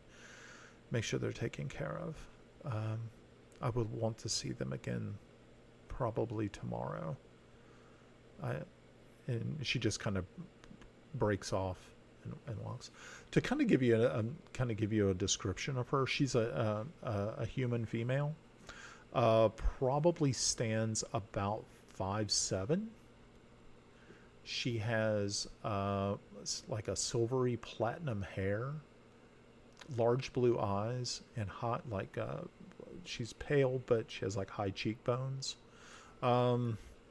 What you would kind of think of someone who was, if you're looking at a person from Earth, it would probably be somebody who is either Swedish or Finnish in origin. So yeah, that's kind of her look.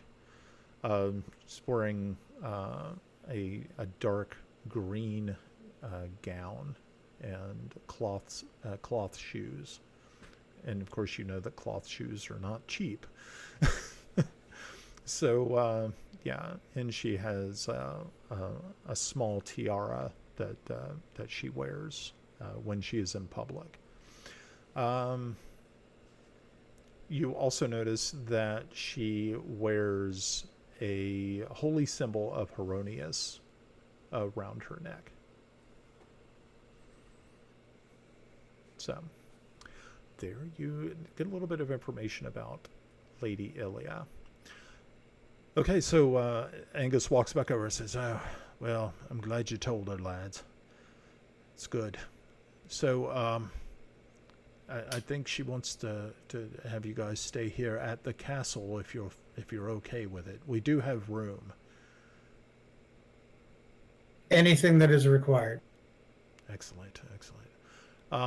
So he leads you all back out through another entrance. You don't have to go. You don't go back out through the court.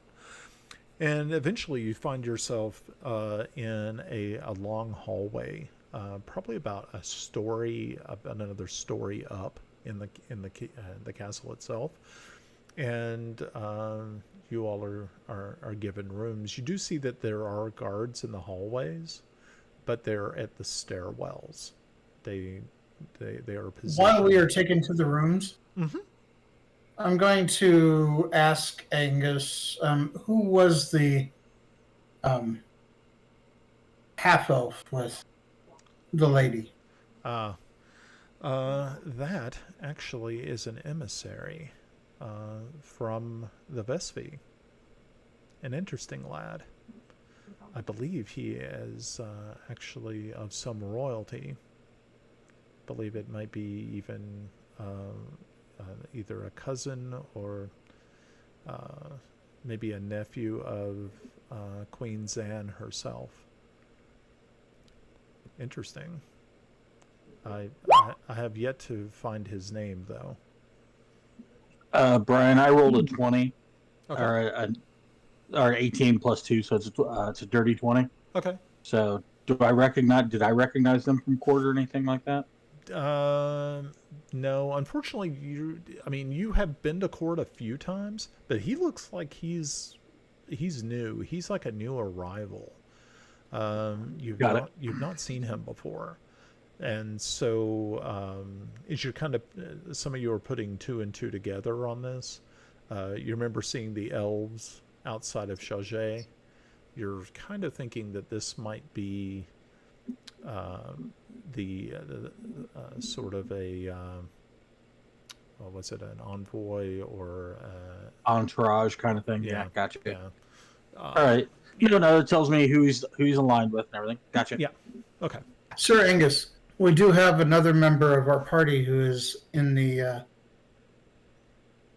Courtyard. castle grounds, an elf by the name of Melda. She would need a room and brought up also, if we could. Says, oh, that was the elven woman that was traveling with you. Correct. Excellent. I'll have her retrieved, and we shall give her a room. Thank you, sir. All right. He says, well, Kippy, my boy, it was good seeing you again, and I'm glad to see you made it back in one piece.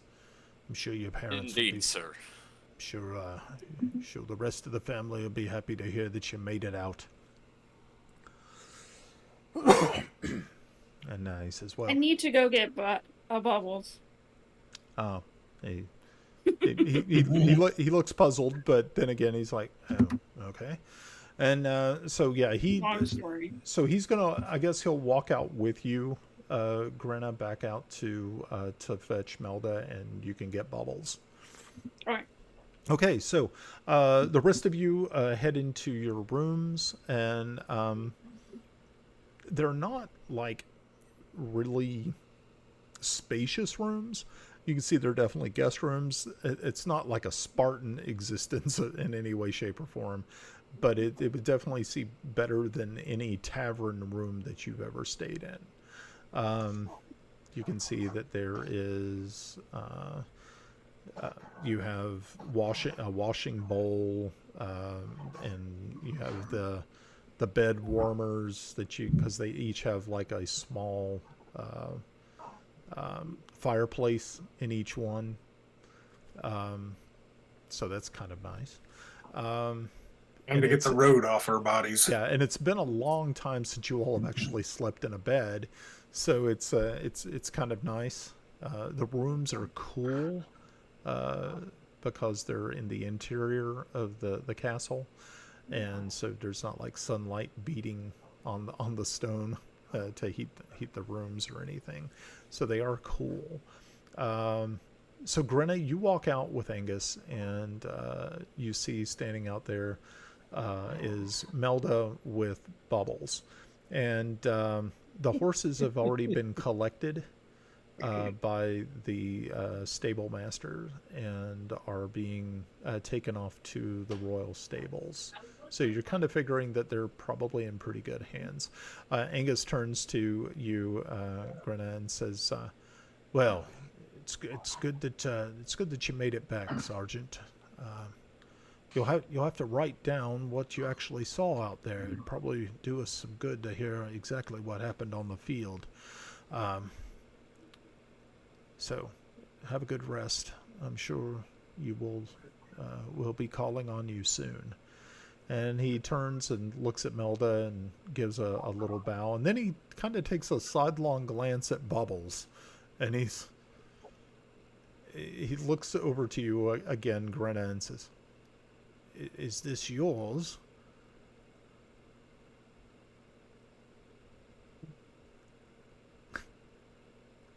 Oh, she's muted. Yeah, she's muted. Can't take him anywhere.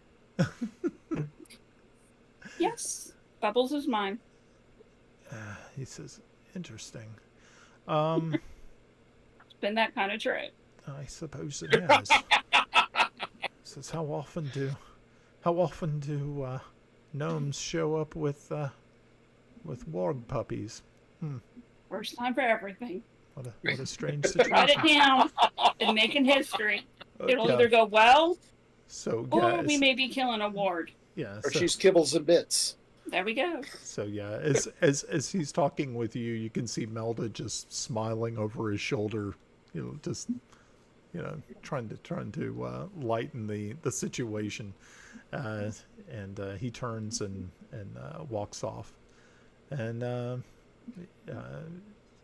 he says, "Well, as he's walking away, I said, well, I'll leave you to it.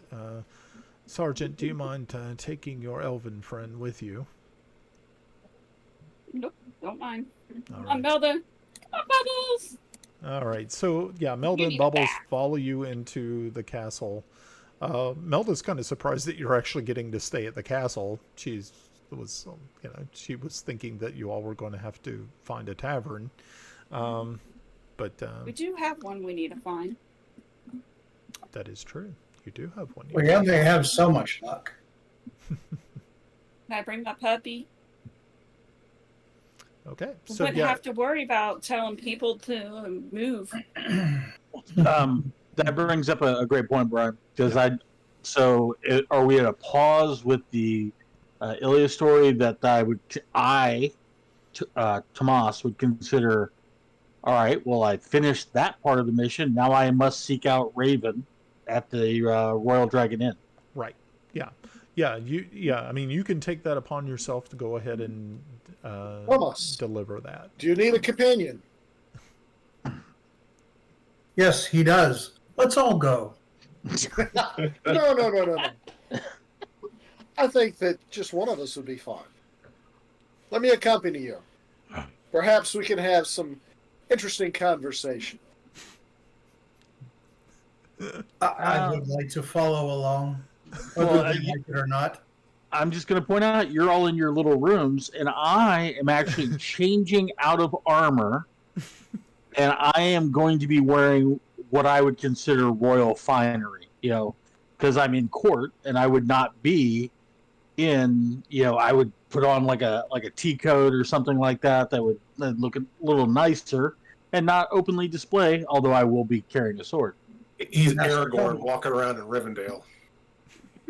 Not even close, brother. Master Tomas, I do not wear armor. Okay. I walk around as I am, even in the Queen's Court.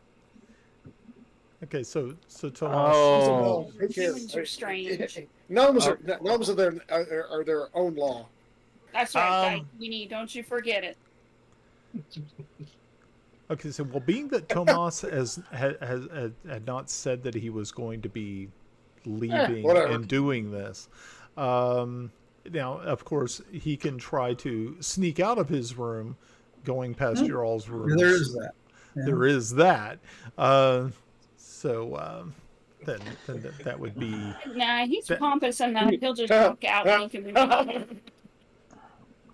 Oh, No. please be within hand's reach if you go walk past me. Actually, no comment there.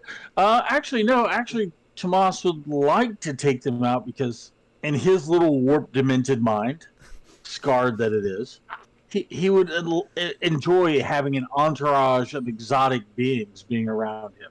That would make him feel up a level. Okay. So the rest of you clean up a little bit, wash up in the wash basins that are in your rooms, try to knock a little bit of the dust and dirt off of your clothing. Try to make yourself somewhat presentable to society. And a couple of minutes pass, and you get a knock on the door from your escort, Tomas. Wanting to know if you want to head out to the Royal Dragon. A knock on the door from an escort. Somebody call for a date. Anyway, It's the Not 4th from of you. Celene. Not from you. Damn. Ouch. 8:30, Yeah. so soon? Okay. So yeah. so I said, I'm sorry. I think you need to talk to Trimble. I obviously invite all my companions down to have a drink with me at the Royal, as us locals call it. You had me at drink. I think Okay. Killer could use a good drink right now. Yeah. Yeah. Okay. So yeah, you all follow him down, and most of you, I know that Kiffy kind of knows probably. I know Kelix and Grinna know where the Royal Dragon is, and probably also Tomas would know exactly where to go. And so as you're you make your way out of Castle Oversight back out into the city. Not really a need for horses. It's not like you're going anywhere like super far. As you're walking through town, every once in a while you get you have gentlemen who will tip their hat to you, and you know some of the soldiers actually, as they walk by Kelix, they give a snappy salute, and recognizing his rank in his And I in return the the structure. Yeah. Eventually, you make it to the Royal Dragon, which is just gigantic looking tavern. Inside, you can hear music playing, and by the time that you've actually arrived, it's getting closer to dinner time. So it's busy. You have people from all over Bissell who are either visiting Pellic, are either staying here, or they are taking their leisure time here. There are some soldiers, but they're not. The Royal Dragon is known to be a little bit more high scale, so if they don't have coin, they're not going to be here. As you walk in, you see that the place is kind of packed. There are a couple of tables still left open, and you see that the wait staff here is extremely busy. There's a very large, rotund man standing behind the bar, filling up wooden steins with local ales, while a half-elven bard plays a violin on a stage. And you can see every once in a while there's a hat being passed around to the tables, and there's change being placed in it. And she is actually quite accomplished. And as you find a seat, you see and this is a very strange person to actually find here. But your waitress seems to be a tiefling. A tiefling maid walks up, and she looks at you and says, "So, what is it that you find people are looking for this evening?" as her tail flicks back and forth behind her head. Having been alluded that Monorail. having alluded that I've been here before, do I recognize her? Yeah. This is Serena, and Serena is kind of a flirt. She is also known to be kind of a breaker of marriages. Well, to be fair, Serena's trouble. Peace for the streets. Yeah. Tomas, being scarred and everything, looks at Serena, does his best look at a smile, which kind of looks like my character token, with that Whiplash Billy Idol sneer, and he goes, Serena, handing her 5 gold pieces, can we get maybe a semi-private? I realize it seems a little crowded, so a private might be out of the way, but please, 5 gold and drinks for my colleagues. She looks at Tomas. As you can see, the place is absolutely packed. Hold on. I will check and see if we have a free room. Wait. I want to do a -1 charisma check. Okay. 12. Darn it. Oh, this is better than I thought it'd be. Tomas, excitable women are great fun, but they wear, man. They wear. Alas, with looks like mine, I pay for my women. We know. That's not surprising. Was that in doubt? So, yeah, she spins away from you, walking away, and as her tail flicking back and forth behind her, and she just sort of gives a little sidelong glance over towards Kellex. Quickly making eye contact with you. The good captain. Yeah. Define good.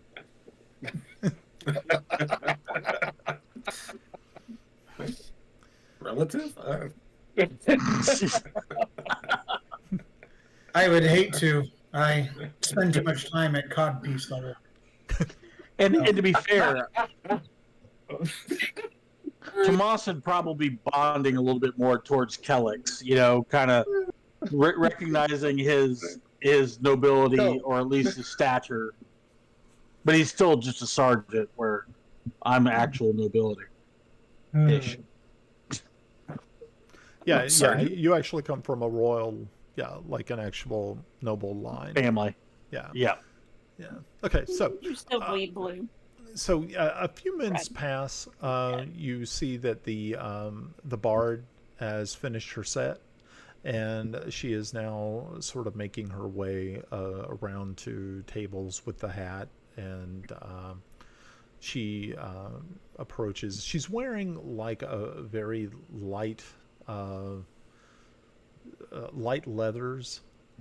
You see that she has 2 daggers at her hip. She has long flowing black hair, and of course like those half elven features. She passes the hat, just kind of looking expectantly to you all. Alex I'll puts drop in 2 25 gold. gold into the hat and Okay. say, Raven, is it? Gold in the hat? Gold in that. If I could You're falling in stab with you an upside the expensive head, I crowd. would. And by the way, It's an upscale place. well, It has I get upscale that. prices. Well, Kellex, on his meager captain's pay, is putting 2 gold in. Okay. So at Damn gold, it. at gold actually landing in the hat, because if you look kind of carefully, there's a lot of silver in the hat. There's very worry. little gold, but you guys just dropped like a big gift on her, and she immediately bows to you and said, "Thank you, lords and lady, for for your most humble of gifts. And she sort of spins away and starts to make her way over to a small table that has some other instruments on it. She puts her violin down and grabs a lute and starts to play. As she's walking around through the tavern. Do I see What did we get for Serena that 2 gold?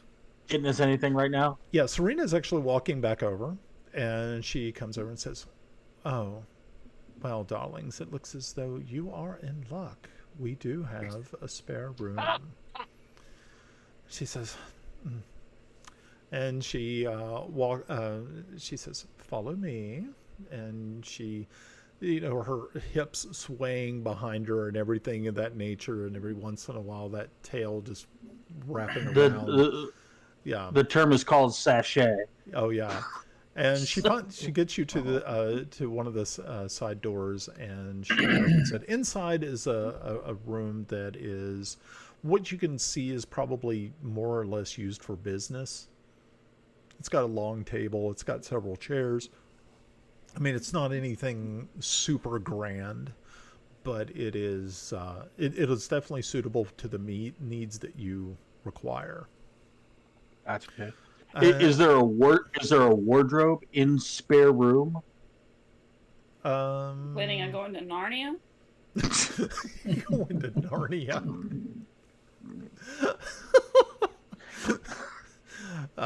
No. Thank you, Melinda. You got the whole job. So, yeah, you continue on in and walk through, and it's like I said, it's pleasant. It'll suit your needs, and you all. What are you all planning on doing in there? Serena asks, so will you be requiring any drinks, food? Oh yes, drinks all around. And is Raven in this evening? Oh, you're looking for Raven? Really? Oh, okay. If I see her come in, shall I just send her here? Please, but if you could do it discreetly, and I hand her another gold. She looks at it. We have business to speak. Says, "My Sir Thomas, you are definitely letting out all the cash this evening. Very nice." She actually takes it and bites onto it, and says, and puts it in in her purse. And that's yeomanry gold, mind you. From the yeomanry. It may look different than what you're used to here, but it spends well and is backed by the crowd. What's that? Are you stealing from the yeomanry?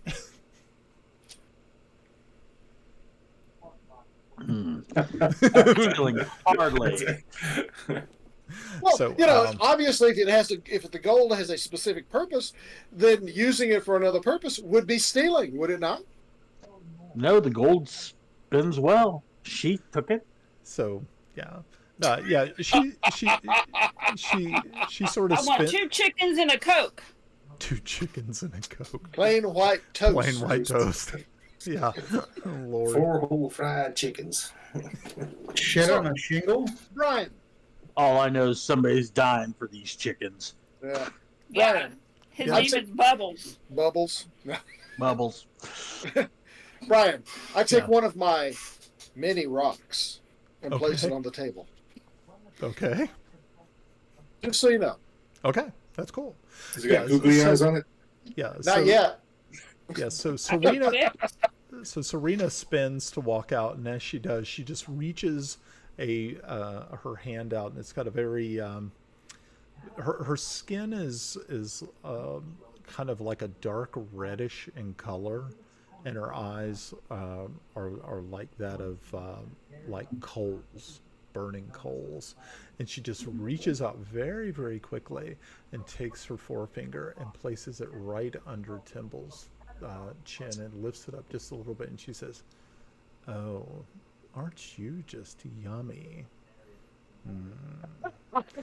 And she walks. Detect evil. She walks out Once again, throwing another glance back and just making contact with Timble. Do we know what she is, race-wise? Yeah, you've heard of them. You've not seen a lot of them. They're kind of rare, almost like cat folk. You all do. I mean, you know that they're around, but finding one is like really, really, kind of rare.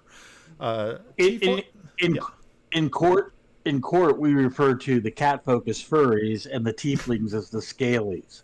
So yes, Furries and scales. Okay. No So, wonder you have to pay for your woman. I'm a frost barbarian. We don't have these things where I am.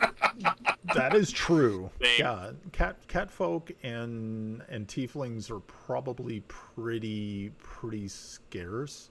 Almost like in the same vein as like Asamar. If you run into one, it's like, oh, okay, that's totally alien. Most people just never run into them. So Did Melda come with us? Kiffy? I don't know if you all had taken her along with you or not. That's totally up to you. Did you? I She would had not been have. asked. I would not have. Yeah. Okay. So yeah, she's probably back actually, like us, either now. I would have Probably knocked on civic. her door to see if she wanted to Yeah. come. I certainly would have knocked on her door to see if she wanted to come along. Oh, okay. Most likely she probably would have refrained from doing so. Can we bring anything back for her? I'm sure you could probably bring her some food, but most likely there's a chance that food was probably being brought up Well, for you all. she may have a flavor for late night wine. I don't know. You can bring home a takeout sippy cup thing or something. Kiffy, Sippy cup full of wine. Okay. I'm going to ask Kiffy a question if I could. Okay. I want to know about his uncle, who his uncle is. I know it was said before, but He's Angus. He pays his kilt.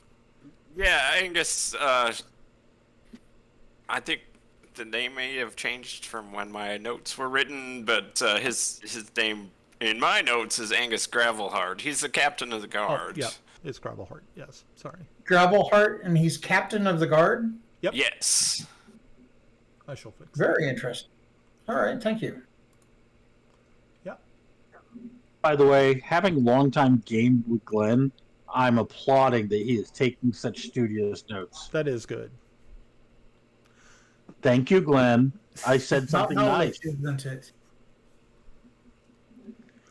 I'm playing an artist. You must know things. Okay. I'm not even going to comment. So a few moments pass, and again, Serena walks in. She has two platters. One has bread and cheese on it. The other one has a large piece of, it looks to be of a roast. And you see another person walk in not too long.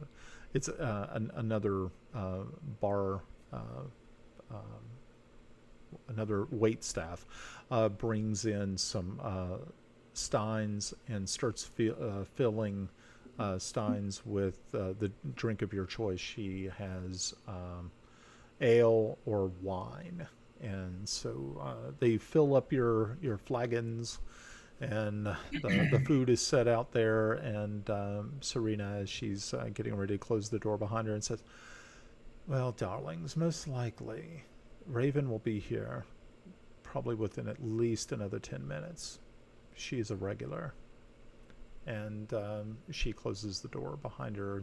As you see, as the door closes, it's kind of darkening. All you see are her two bright yellow eyes staring back at you from the darkness, which is a little unsettling.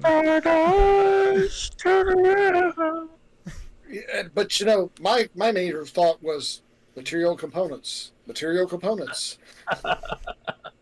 Okay.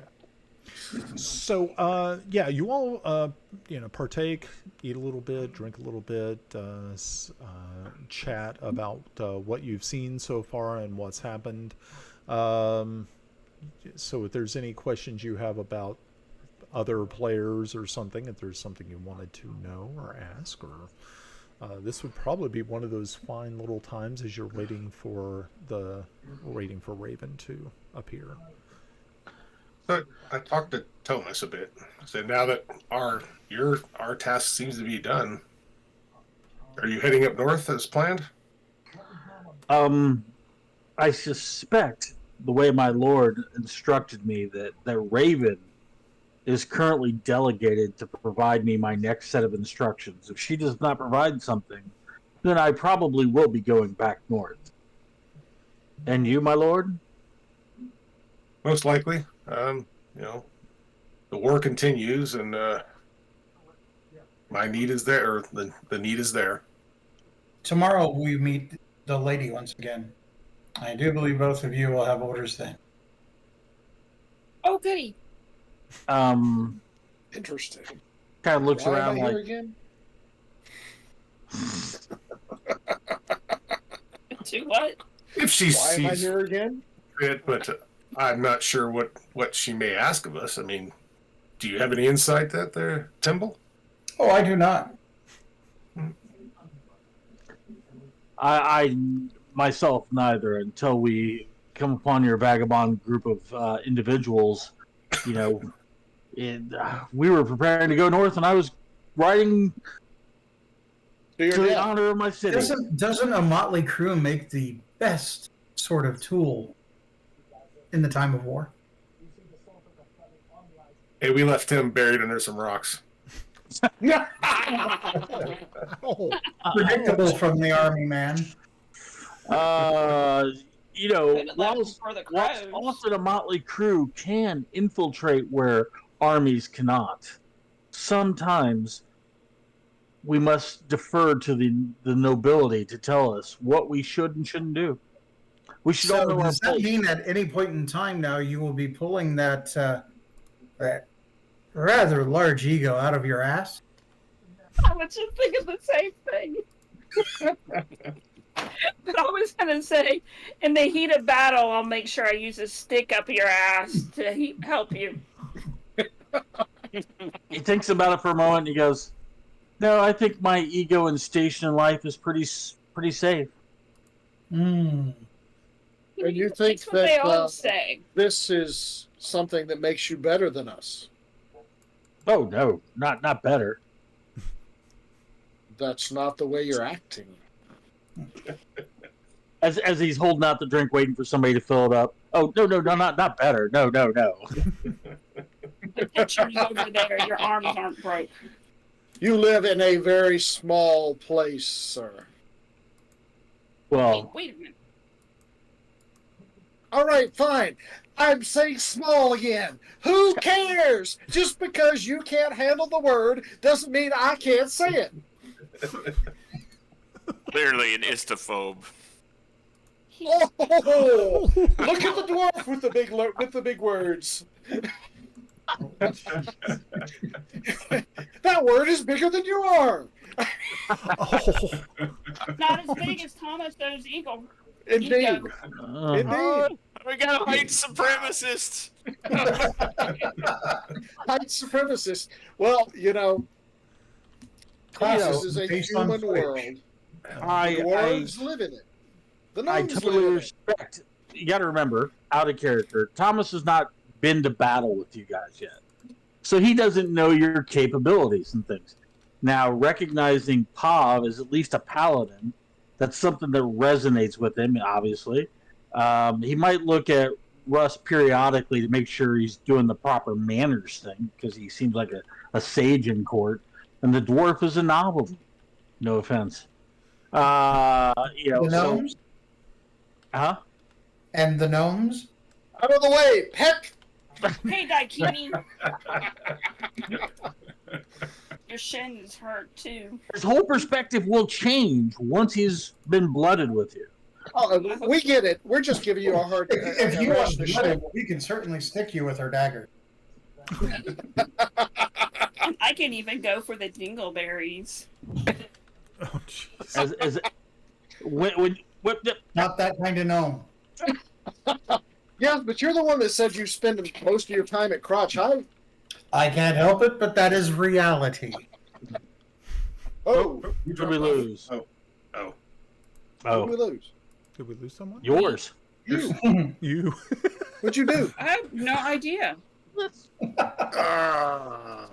So Okay. recognizing he does present himself as aloof, he doesn't think he's presenting himself as aloof. That's That how was weird.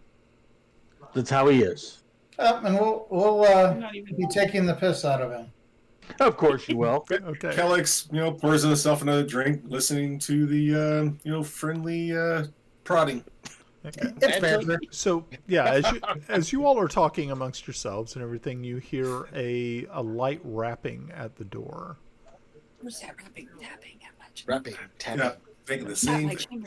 And it I actually took Mike Ooh. to that house. Yeah, it's I think. like- Didn't we, Mike? We went to Post House, right? just 3 light taps and the door opens, and what you see is not what you were expecting. The first thing that you notice is the smell of roses, like an incredible, powerful smell of roses. And in walks this elven woman who has straight, literally like ebony hair that comes to the small of her back.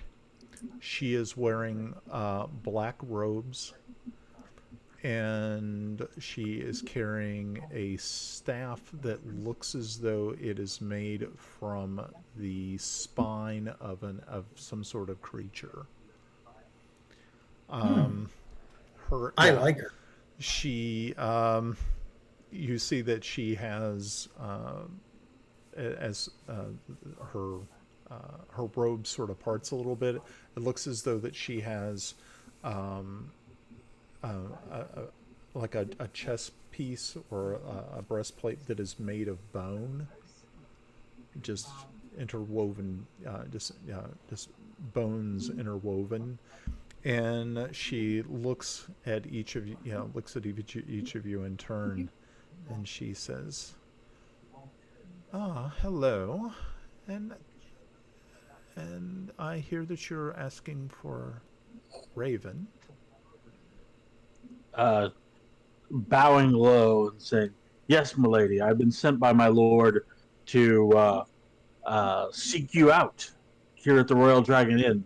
I was attached to these individuals to bring them here and introduce them to Lady Ilya and from my unit, and because of that, I'm here to serve whatever your purpose is."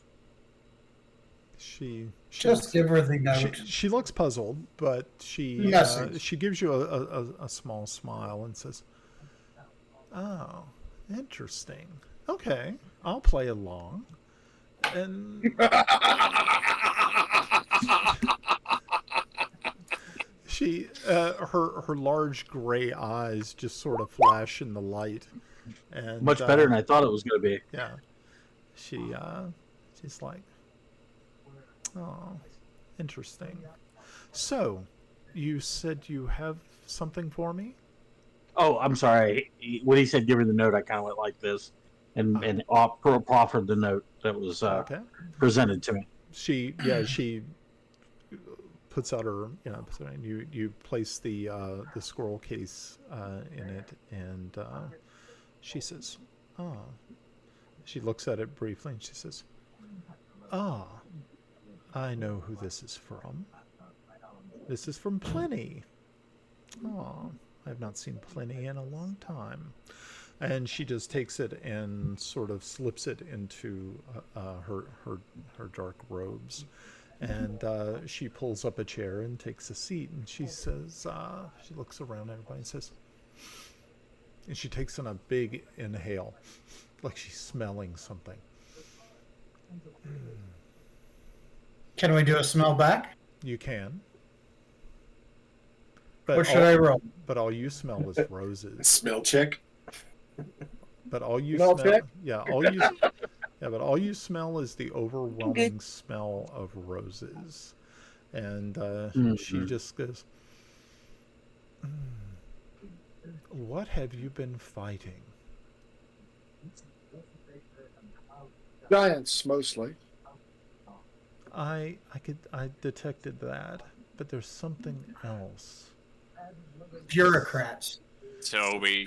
Well, Toby. then good for you. Yeah. Says, What was the outcome of the staff? Did you guys destroy it, or do you still Yes, have we it? destroyed it. Okay, We destroyed it and buried it in several different places. So That's it could right, I not have yeah. pieces of it within a pouch. We also destroyed a creature that was taken over by necromantic magic. And because I'm curious, I'll open that pouch and pour it out onto the table. okay, so as you do this and you open this bag up, you can immediately see that her eyes are literally glued on you. And you see this smile just curl up as she just, this anticipation is just, to her, you from what you can gather, the only word to describe it is, to her, it's delicious. And she, as you spill the contents onto the table, she looks at it for. What's in the pouch? She's got my heart. Damn. What's in the pouch? what's in the box?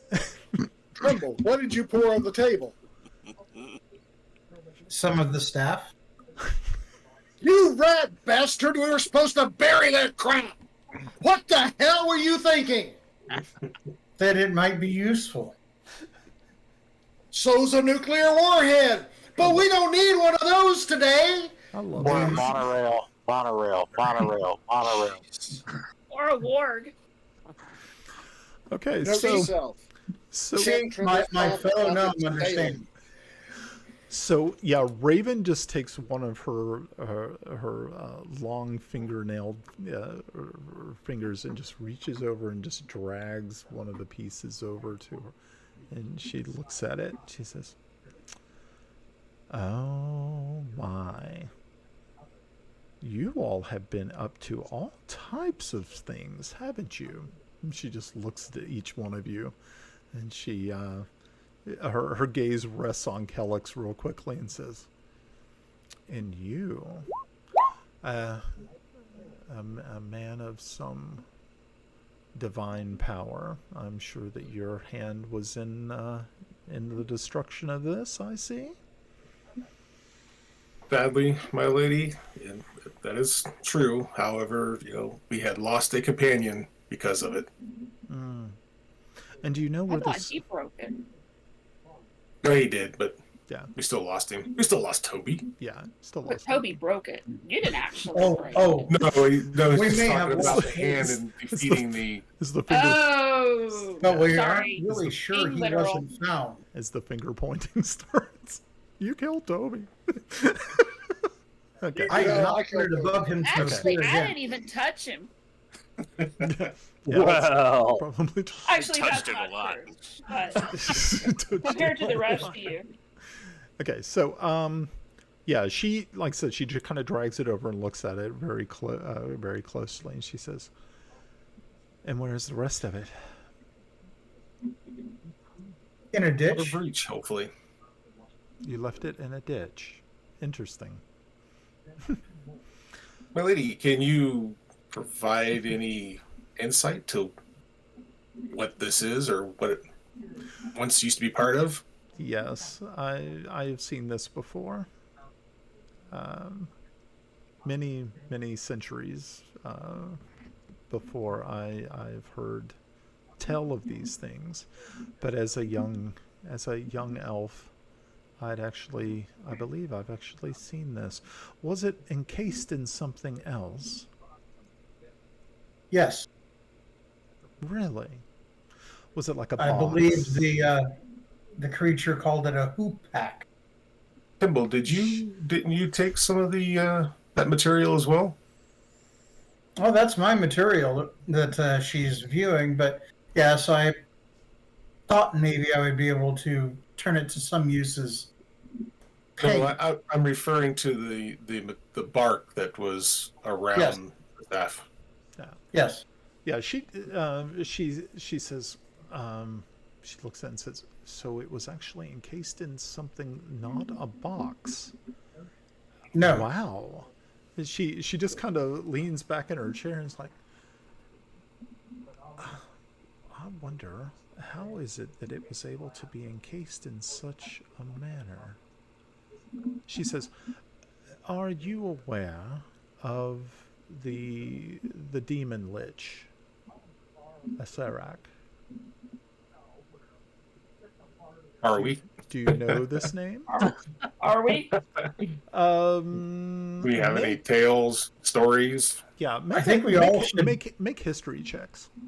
Yeah. History. Nope.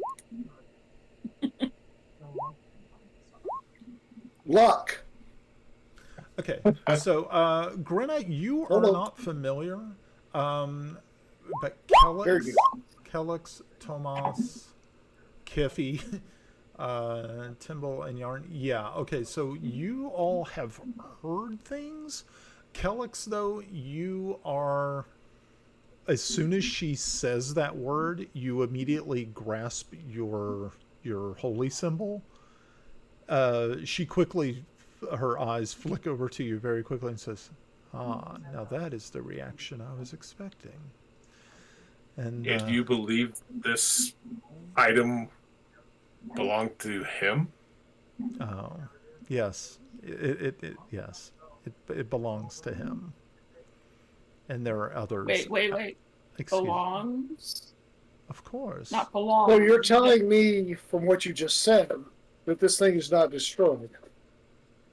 Oh no, you have definitely parted it out, but it will eventually make its way back to its former status. I'm going It's not in my to. possession, so that's okay. I'm going to get a piece of parchment out and start detailing a map of, as near as I can realize, of the location where we buried the remains, Okay. and I'll slide it to her in case she needs it or desires. She looks at it and she says, "Well, it was very nice of you to give this to me, but do you think that that sort of item would be best suited in the hands of someone like myself?" I have no idea what sort you are, but you have knowledge, Yeah. so that makes you more than us. Yeah. She reaches in one of her she reaches in one of her More pockets. than us. And she brings out this little tiny pile of bones and just puts it right on the table next to her. And then she quickly just takes her fingers and puts, and you see this arcane magics just sprinkle from her hands, sort of like snow falling from a sky. And all of a sudden, the bones assemble themselves into a mouse skeleton. And it starts to hop its way around the table a little bit. And she says, "Now you know what I am." She's like, "So." I can't contain my excitement. I would just take that back. You can't. I ask her, does it glow? Does it glow? I can make it glow. Parlor tricks. Did I miss something here? She's a necromancer. Yeah. Okay. Just an aside, The guy who wanted to play in necromancer didn't recognize it. the reason that happened for me to get excited is an ancestor, one of my older characters, Tivid Snivenblaven, had a mummified dead mouse that glowed. Oh no. Interesting. Yeah, this one's not mummified. This one's just actually bones. It's just a little Yeah, skeleton. he could shake it, and it was a wand of wonder plus a few other things. Oh, weird. If you Interesting. turn it. Okay, so Hippie is not impressed. Kiffy is not impressed. I suspect somebody else. Not my school of magic. So she continues and says that, no, I think this is something that would definitely not be good in the hands of the likes of me. But let me warn But you would know whom to give it? to give it. I wouldn't want to give it to anyone. I believe the idea is that That's knowledge. no Why one don't should we- have it. What Why happened? don't It's we knowledge. donate Knowledge this should not be hidden. What No, happened? no, no. We should donate this to Kellick's temple. What happened to your friend? We buried him. You buried He turned him. green. I'm Tried to kill us. afraid, yes. The staff took him over, and he did. He tried to kill us. Did you happen to bury the staff near your friend? Well, kind of all around him. That was out of character. Define near. You just see her kind of like just put her hands to her for like. Well, no, we were burying this at like different intervals as we moved on. Yeah. Yeah. Can I pull out another pouch? Sure. Is that a concern? That I dump out a little bit of Toby. She Oh, just damn. which She just- little bit she- of Toby? she looked okay. So okay. Who dumped out the little bit of Toby? What the hell's your alignment? Pigments. Pigments, my man. She- Anything might have a special color. Okay. I am Right in an the orc. head. So Raven Oh, boy. Raven looks at you so sharply. She's like, "My, aren't we? And aren't we a dark one?" Not at all. Oh, she's kind of You have no idea. you kind of see her just kind of like, "Whew, my, you, oh, okay, interesting, all right." So Alex thinks he's going to Okay, need to so go now I get have a somewhere to get question. baptized after hanging out with all these people. The pieces You just of never know when you Toby need something. the pieces and of the Toby. pieces of the staff, do they interact with each other? Unfortunately, they will. Okay, but do we see that? Does that happen at the table? No, you don't see it actually happening here at the table. She Kippy, looks Oh, at it. shit. She looks at it and says, "How long ago was your friend dispatched?" Days. Days. Less than a week. We count it About back. What 5, is it? 5-6 days, something like that. Yeah. You can see her kind of doing the math in her head and like going, "He'll be back. Is he going to come looking for Oh, part boy. of him? He'll be back. If he's not already back. He'll be back." Great. That's fine. As long as he's not near us, I don't care. Yeah, but we have a piece of him. I think he may want it back. Trimble, do you have any more pieces of this particular person? The reason I'm Not asking this is because particular one. that's all I care about. This particular one needs to go the fuck away. I pull out one of my. Another hand that you're Paintbrush. waving with people. No, I'm pulling out a paintbrush, and I'm kind of just sweeping it back into the pouch. May I have that paintbrush? I will replace it. No, you cannot have it. Firebolt. It's now on fire. I'm throwing it at you. Hey, If you want it that bad, I did. Thank you. it was a nice paintbrush. I will replace it. Hey, Brian, what was the name of the necromancer? Sorry. It's Raven. Raven. Yeah. No, the Oh, the oh, big Essera. dad or the Yeah. Which What was it? The demon lich. witch doctor? yeah. Oh, Yeah. Pav? That's- out of character, think Tomb of Horrors. Yeah. Hmm? Seriously. We're not going there. We are not going there. There's just things you never know. Sorry. You just don't know what pigment will turn out. Do you think before you act? You know, most people go with earth or minerals, not flesh for pigments. Then they're not thinking.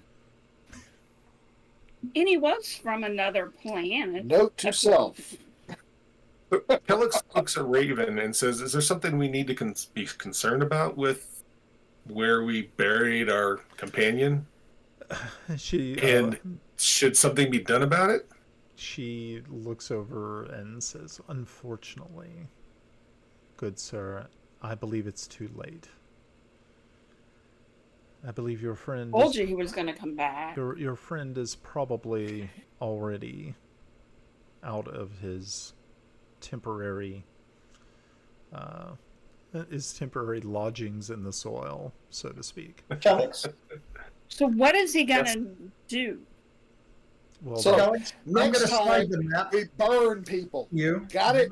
most Hold on, Why is I'm hearing it a lot of She says- conversations. fire? She says most likely what he is going to try to do is locate the other objects.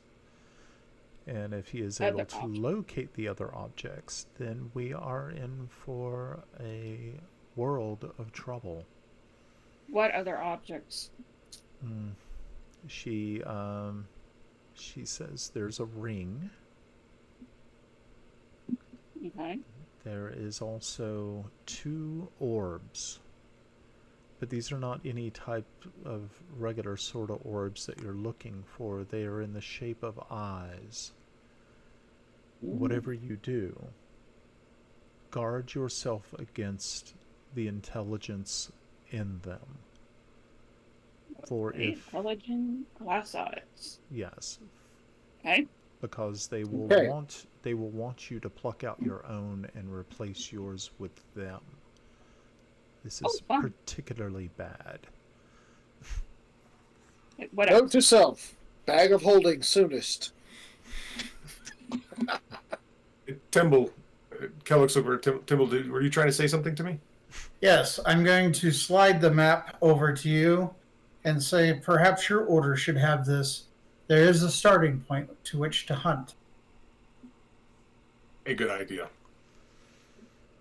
So is the staff Let's gonna put try it to this way. put There's stuff concern on his together? face. Mm-hmm. Kiffy, would your order like a copy of the map?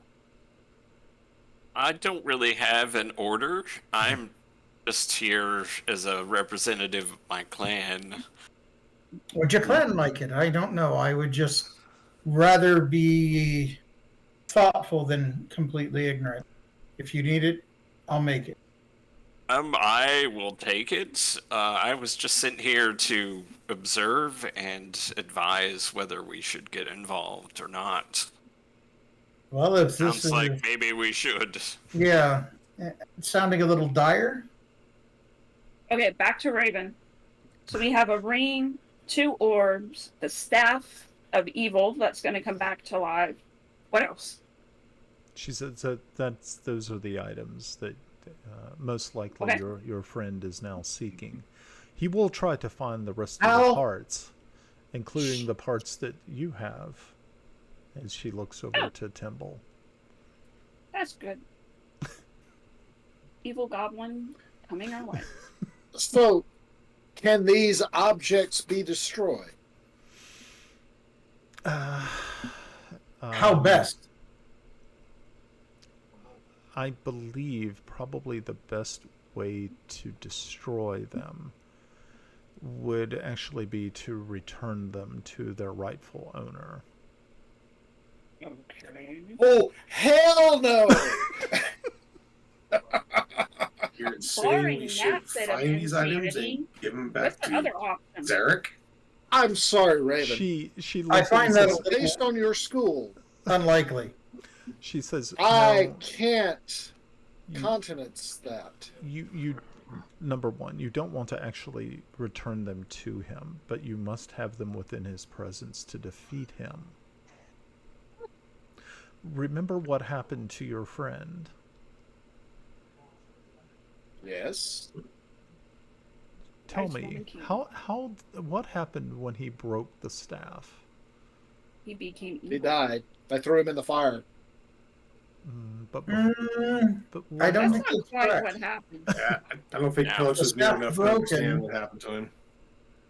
the staff broken, Mm-hmm. I threw him in the the fire. souls left the staff, entered Ah. Toby. Toby became That part. quite powerful. We fought him.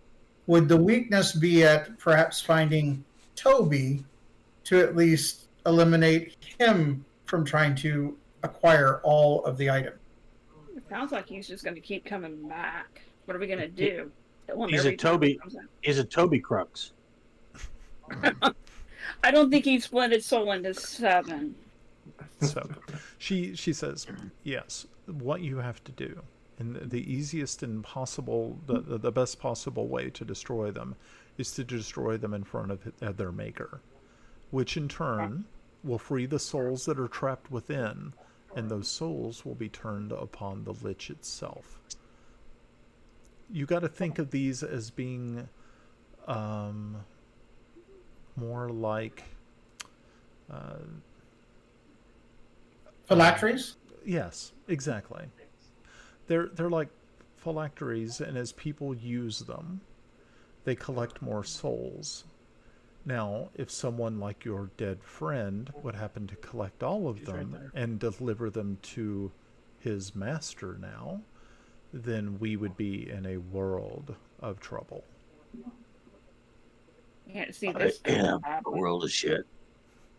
I almost hate to ask, but do you know where these other items may be located? You didn't need to ask that. That's not our quest. Yet. Yeah, it sounds like She we have created something and we're going to have to clean it up. I don't see it that way. I see that we had a challenge. We defeated the challenge. We did the best we could to eliminate any further residuals. And I think it's not necessarily our... Well, correction. That would have been my position if Dingbat hadn't carried some of the staff with him. Then we would be wholly dead guy. ignorant. Without the knowledge of what exactly it is, then we would be ignorant. We can only describe it. You say that like it's a bad thing. No. I think Kellix would think this would definitely make this his duty, since it's So you would prefer not to have that kind of duty the either. whole staff there for Toby to return with. No, I would prefer somebody else dealing with the crap, not me. Well, I guess it's I have a life to live, guys. I have. it's I a can go duty back to to the the Frost Queen to Giant, notify Frost Lady Ilya. and become a ship She can captain. decide. So I ask Raven, do you know where these items could be located?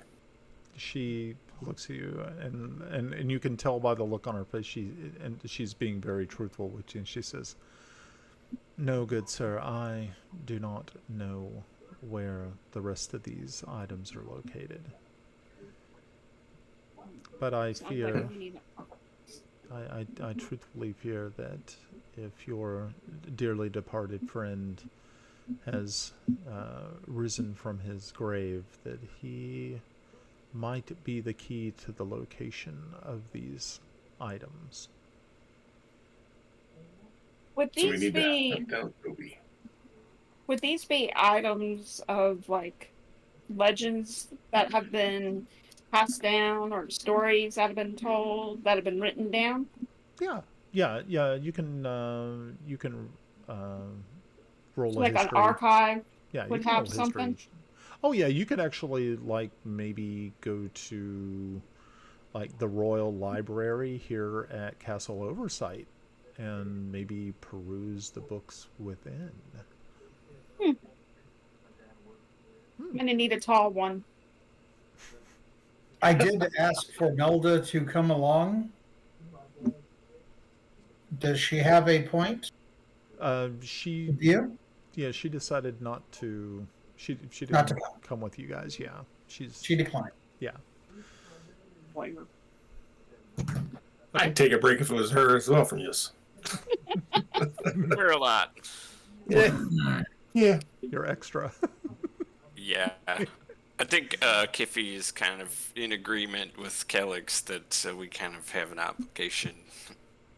I don't really hold anybody else to it, but I feel that we've definitely Give me a fist bump, brought Holy some Ghost. pollution. Brought some pollution here that we need to clean up. Oh, I think that we need to tell the queen, tell Lady Ilya so that she can weigh one against the war, and that's my direction. Okay. It So- could be possible this war was started by this witch king to locate these pieces. The two may be connected. Sergeant has a good point. It's a possibility. That's why I'm a sergeant. I didn't light my feet on fire. Okay. So, yeah. So Raven rises to her feet and just reaches over and grabs her little mouse skeleton and places it back in her pocket. And she says, "Well, it has been a pleasure meeting you this evening. Thank you again, sir, for delivering my friend's note. Of course, milady. Of course, if you need me further, you can find me here every evening. Usually I come in for drinks, sometimes to meet interesting people like yourselves. Good luck. I wish I had more information for you, but if I do find anything else, I will try to. I'll try to get it to you." And you see her just kind of reach out. She says, she looks over at you, Timble, and she says, "Sir, would you mind too very much if I took a lock of your hair?" That's a yes. Yes, I would, and then yank some out and hand it to her. Oh, she thinks it. "Thank you," Freely given. said. "Trust me, it will not come to any evil intent." And she Only time will tell. Thus the Clone Wars began. And our next, How much harm can he do? Army of artists. yes, our next campaign, we're going to be reclaiming your hair. After you go kill Toby again, now you gotta go get his hair. Yeah, there we go. I have more in his hair. Okay. So Should give her your hair or her horse hair. So did any of y'all have any last questions before she walks away? Nope. No. Okay. So yeah, she turns and kind of glides out the door, very kind of creepy, but also kind of some of you found that she was extremely creepy, but some of you found that she was actually quite charming. And as she leaves, the scent of roses leaves with her, and you are left in the little room off in the side of the tavern. Boy, if Toby were here, he would say, "We just met the female Lord Soth."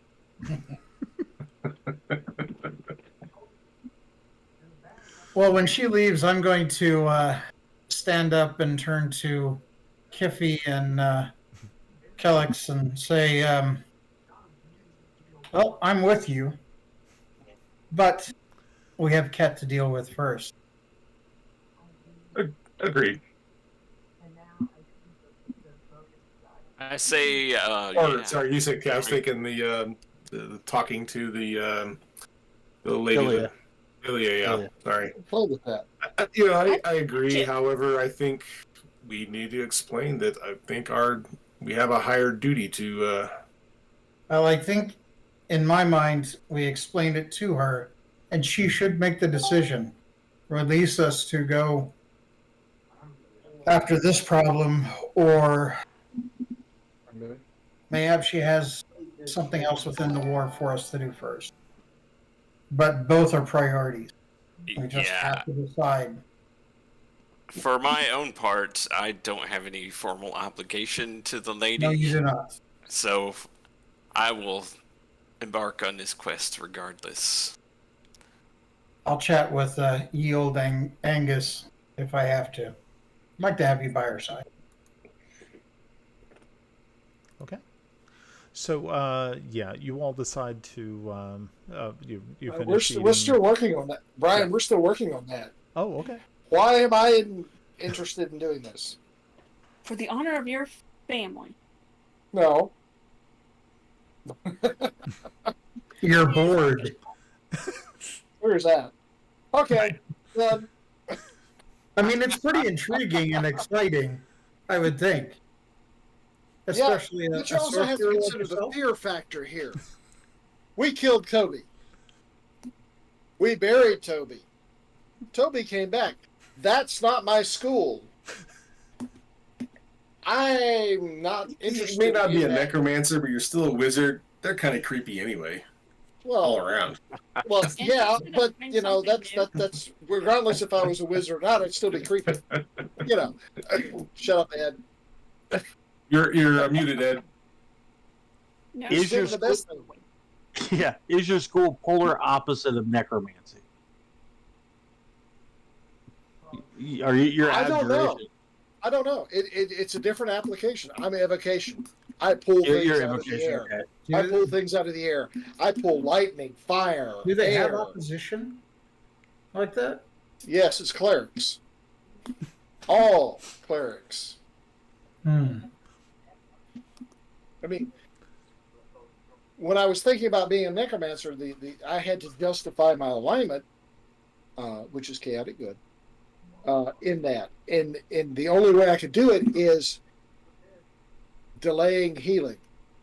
I'm helping you slow down the death process to get to where you can heal and get better.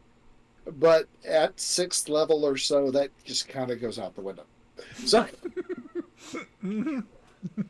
yeah, I actually thought about this a lot. To be fair, at necromancy, it's not opposing school for you, so yeah. You would think Yeah. about the magic items you'd get and the money I was and gonna all say, the would you like- health bonus.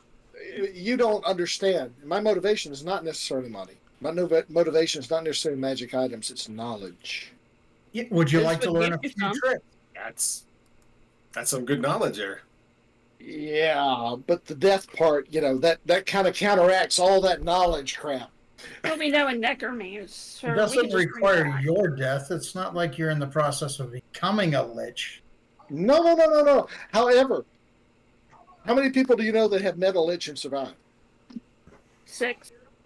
No, sorry. Well, Yeah. what was Toby? Plus, look at it this way: once he kills you, brings you back to life, you'll be able to, seek all kinds of knowledge for the rest of your undead natural life. Yeah, but I don't deal with that.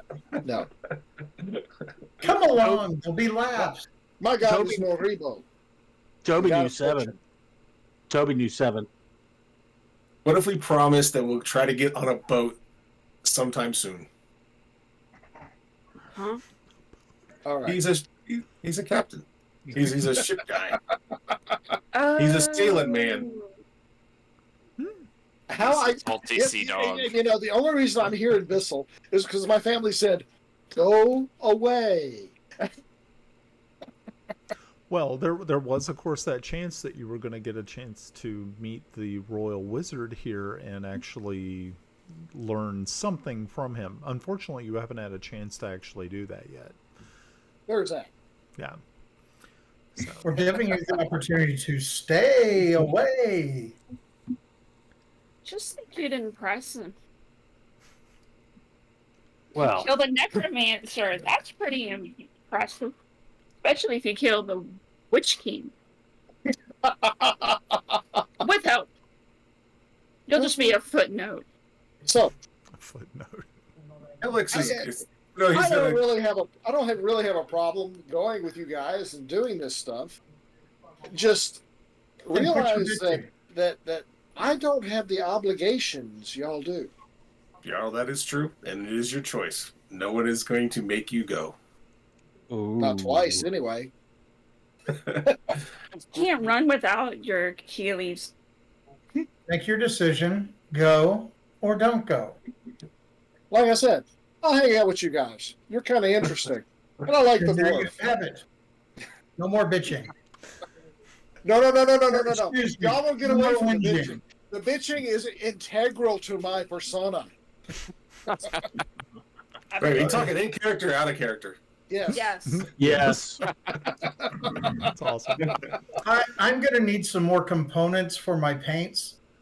Not dead. Not Okay. people. All right. I do have one condition. I get to check You've this got patch many conditions. every freaking day.